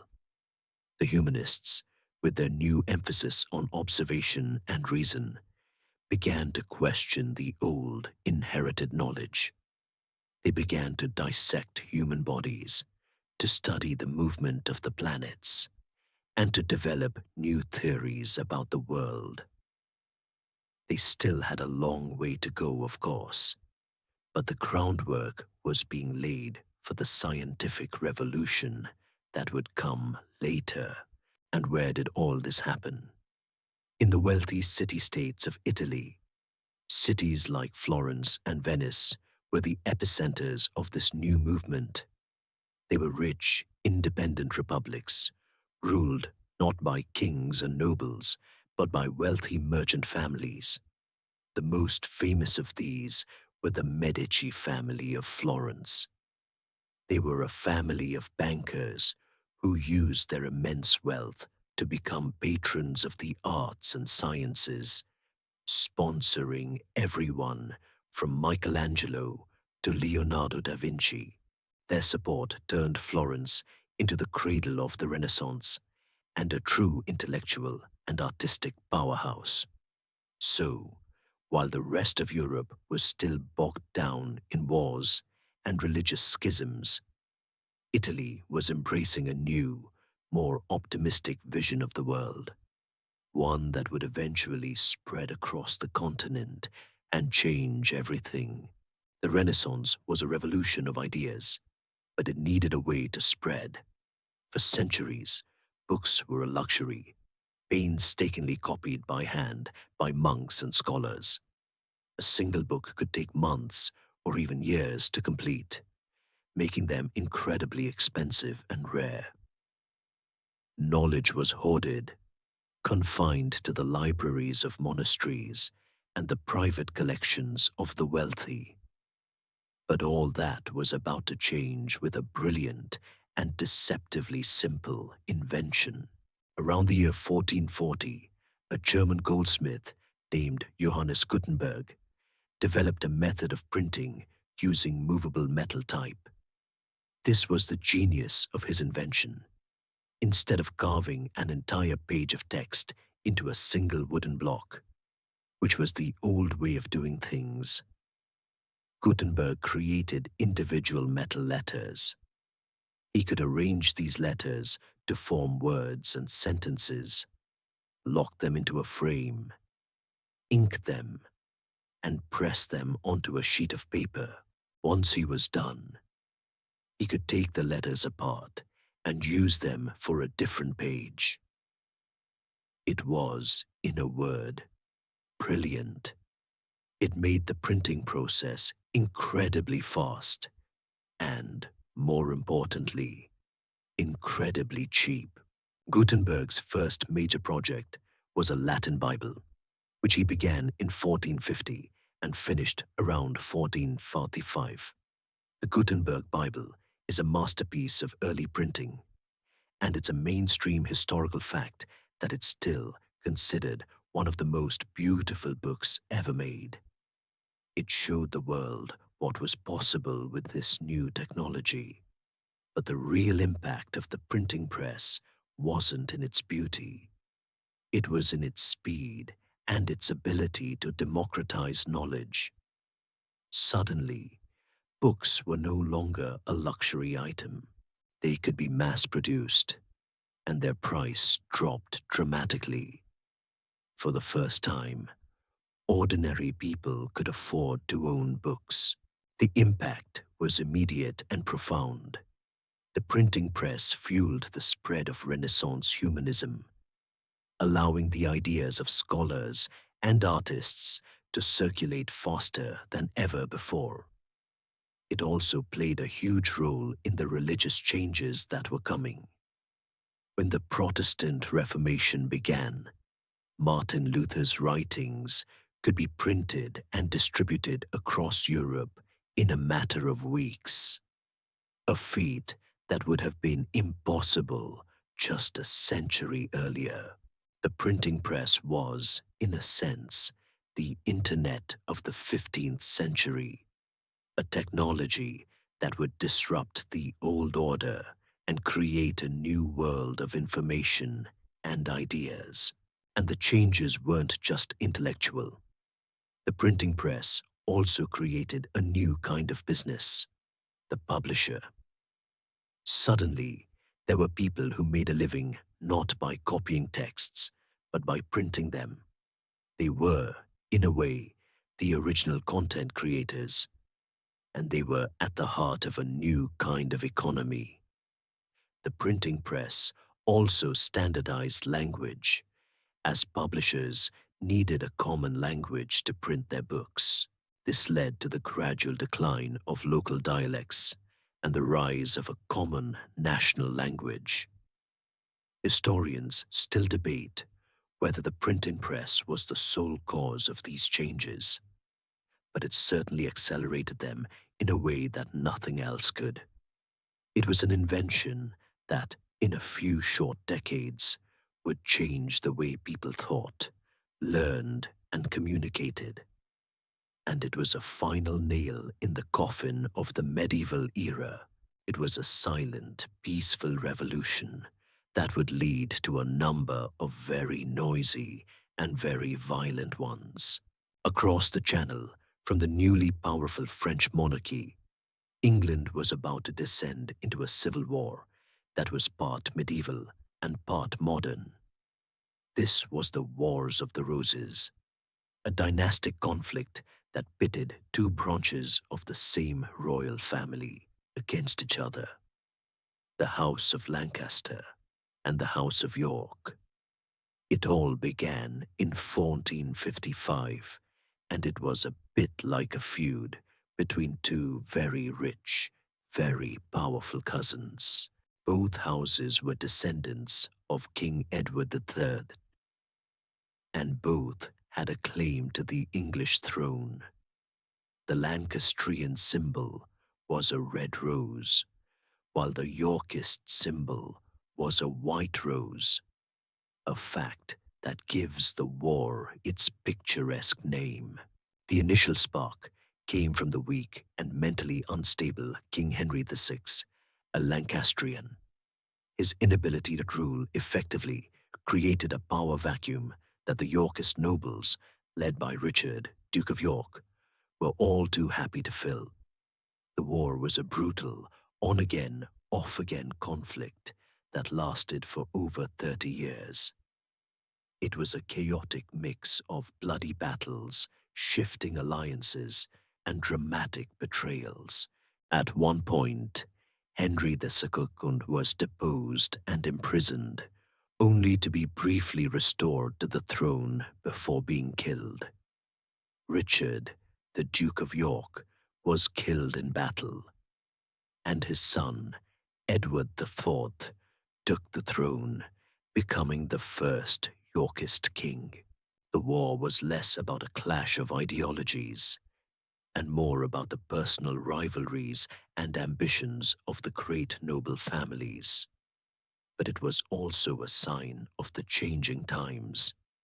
The battles were no longer fought by just knights and their vassals. They were fought by professional soldiers, mercenaries, and paid retainers. The old feudal loyalties were being replaced by a more pragmatic and often more brutal kind of politics. One of the most famous events of the war was the disappearance of the two young princes, Edward IV and Richard of Shrewsbury, who were imprisoned in the Tower of London after their father's death and were never seen again. This is a mainstream historical fact that is still one of the great unsolved mysteries of English history, with the main suspect being their uncle, Richard III, who took the throne after their disappearance. The war finally came to a dramatic end at the Battle of Bosworth Field in 1485. In a decisive victory, the last Yorkist king, Richard III, was killed, and the throne was seized by Henry Tudor, a Lancastrian descendant who had been in exile. Henry, a shrewd and pragmatic leader, married Elizabeth of York, the daughter of Edward IV, thereby uniting the two warring houses and creating a new dynasty, the Tudors. His symbol, a combination of the red and white roses, was a powerful symbol of unity and a new beginning. The Wars of the Roses was a long, bloody, and pointless conflict, but its impact on England was immense. It destroyed the old medieval nobility, who had been a constant check on the power of the king. With so many of them dead, the new Tudor dynasty was free to consolidate power in a way that their predecessors never could have. It was a final, violent spasm of the old feudal order before a new kind of monarchy, a more centralized and powerful one, could take its place. Henry VII, the first Tudor king, would go on to establish a new system of governance, one that would lead England to become a major world power in the centuries that followed. While England was tearing itself apart, Spain was undergoing a transformation of its own. It was a process that had been going on for centuries, a long, drawn-out conflict between the Christian kingdoms of the north and the Muslim rulers of the south. This was the Reconquista, a Spanish and Portuguese term that literally means reconquest. It was a series of military campaigns to reclaim the Iberian Peninsula from the Muslim Moors, who had conquered most of it in the 8th century. It wasn't one continuous war, but a series of small battles and territorial gains that over the course of nearly 800 years slowly pushed the Muslim rulers out. The Muslim civilization in Spain, known as Al-Andalus, was at its peak, a vibrant and sophisticated culture. It was a center of learning and art, where Christians, Muslims, and Jews lived and worked together in relative peace. But the Christian kingdoms of the north, with their strong sense of religious identity, were determined to expand. They saw the Reconquista as both a holy war and a quest for land and power. The conflict was fueled by a strong sense of religious fervor and the promise of land and plunder. The knights who fought in the Reconquista were seen as holy warriors, and their victories were celebrated in epic poems and legends. The process of reconquest was slow and often stalled by internal conflicts among the Christian kingdoms. But by the late Middle Ages, the Christian forces had gained a decisive advantage. The final act of the Reconquista was set in motion by the marriage of Ferdinand II of Aragon and Isabella III of Castile in 1469. This dynastic union, a mainstream historical fact, united the two largest and most powerful Christian kingdoms in Spain. With their combined resources and political savvy, they were able to focus all their energy on the final Muslim stronghold, the Emirate of Granada. The final campaign began in 1482 and lasted for 10 years. The Christian forces, using their superior numbers and resources, slowly chipped away at the Emirate's territory.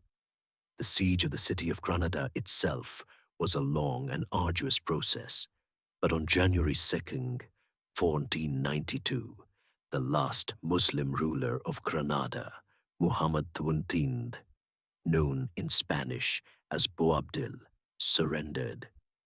The Reconquista was over. Spain was now a unified Christian kingdom. This victory was a moment of immense national pride, and it was celebrated with great pomp and ceremony. It also had a darker side. As part of their victory, Ferdinand and Isabella issued the Alhambra Decree, which gave the Jewish people of Spain a choice: convert to Catholicism or be expelled from the country. This led to the exodus of tens of thousands of Jewish people from Spain, a cultural and economic loss that the country would feel for centuries. The Reconquista was a defining moment in Spanish history, but its impact reached far beyond the Iberian Peninsula. The newly unified and powerful Kingdom of Spain, flushed with the success of their victory, was now ready to look outward.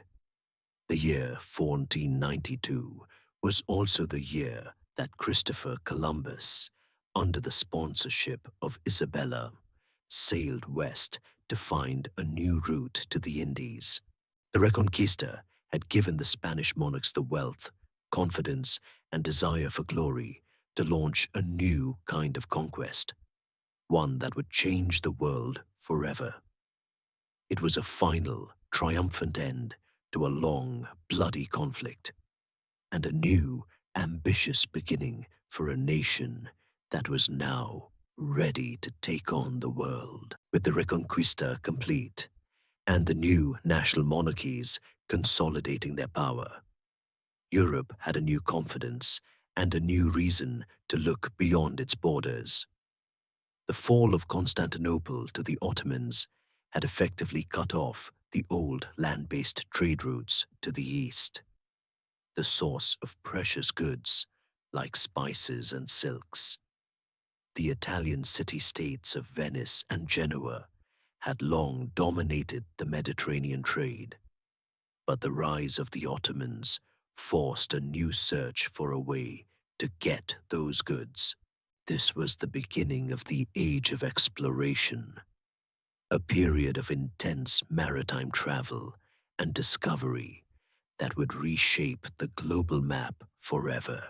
The Portuguese were the first to take the lead. They had a long coastline and a powerful navy, and they were driven by a single-minded goal: to find a sea route around Africa to the rich markets of Asia. Under the guidance of Prince Henry the Navigator, a man who, despite his name, never actually went on any long voyages, they began a systematic exploration of the African coast. He established a school of navigation and cartography in Portugal, bringing together the best sailors, map makers, and astronomers of his day. They developed new technologies, like the sturdy caravel ship, and new navigational tools, like the astrolabe, which used the stars to determine latitude. It was a painstaking, methodical process, as each expedition pushed a little further down the coast, charting new territory and establishing trading posts. This slow, steady progress eventually paid off. In 1488, Bartolomeo Diaz rounded the southern tip of Africa, proving that a sea route to the east was possible. A decade later, Vasco da Gama completed the journey, arriving in India in 1498 and opening up a direct trade route that bypassed the Ottomans and the Italian middlemen. Meanwhile, the Spanish were getting antsy. They had just finished the Reconquista and were ready for a new project. They were a bit late to the exploration game, but they had a different idea. Instead of going east, why not go west? The Italian sailor Christopher Columbus had a theory. Since the world was a sphere, one could simply sail west to reach the east. Most educated people at the time knew the world was round, But Columbus had his numbers a little off. He thought the world was much smaller than it actually was. After being rejected by a number of other monarchs, he finally got the backing of Isabella and Ferdinand of Spain. On August 3rd, 1492, he set sail with 3 small ships and a big dream. On October 12th, he landed on an island in the Bahamas, which he believed to be the Indies. He was wrong, of course, but his discovery of the New World was a mainstream historical fact that would change the course of human history. Columbus's voyages, followed by those of other explorers like Ferdinand Magellan and Hernan Cortes, led to the establishment of vast colonial empires. Spain and Portugal, with the blessing of the Pope, divided the new lands between them, and a new kind of global economy was born. The old medieval world, with its focus on Europe, was suddenly replaced by a new, interconnected world, one that was tied together by trade routes that spanned the globe. It was a new era, full of new opportunities and new dangers, and it was a final sign that the old, isolated, and fragmented world of the Middle Ages was finally and irrevocably over. The old order was crumbling, but the final and most dramatic blow came not from a new king or a new ship, but from a single monk with a very big problem with his church. His name was Martin Luther, and his protest would set off a religious schism that would split Europe in two. The year was 1517, and the church was still very much a political and economic powerhouse, raising money through the sale of indulgences. An indulgence was essentially a certificate from the Pope that could reduce your time in purgatory, and you could even buy them for dead relatives. The money raised from these sales was being used to build grand projects like St. Peter's Basilica in Rome. For Luther, a German professor of theology, this was too much. He saw the sale of salvation as a corruption of the Church's mission and a direct contradiction of the Bible. On October 31st, 1517, he famously, and maybe apocryphally, nailed a list of 95 theses to the door of the All Saints' Church in Wittenberg. These theses were a list of his grievances, a scholarly challenge to the practice of selling indulgences. He didn't intend to start a new religion. He just wanted to reform the one he was in. But the printing press, that glorious engine of change, got a hold of his ideas, and they spread like wildfire across Germany and then all of Europe. People were hungry for a change, and Luther's ideas gave them a voice. Luther's core beliefs were revolutionary. He believed in sola fide, by faith alone, the idea that salvation was a free gift from God and not something that could be earned through good works or bought with money. He also believed in sola scriptura, by scripture alone, the idea that the Bible was the ultimate source of religious authority, not the Pope or the church hierarchy. This was a direct challenge to the Pope's authority and the entire structure of the Catholic Church. He translated the Bible into German, allowing for the first time for a common person to read and interpret the Word of God for themselves. This is a mainstream historical fact that completely changed the relationship between people and their faith.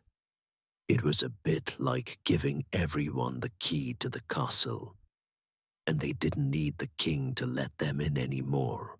The Pope, of course, was not amused. He demanded that Luther recant, but Luther refused. He was excommunicated and declared an outlaw by the Holy Roman Emperor, Charles V. But Luther had the support of a number of German princes who saw this as an opportunity to break free from the authority of the Pope and the Emperor.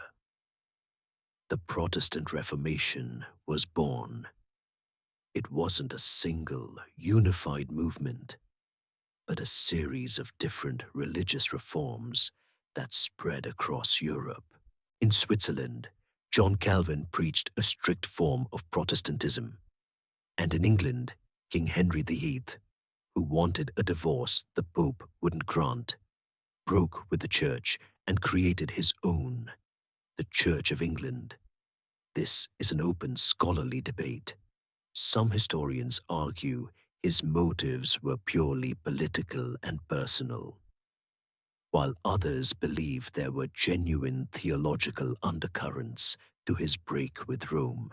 The result of all this was a century of religious warfare, as Catholics and Protestants fought for control of Europe. But it also had a profound effect on the political and cultural landscape.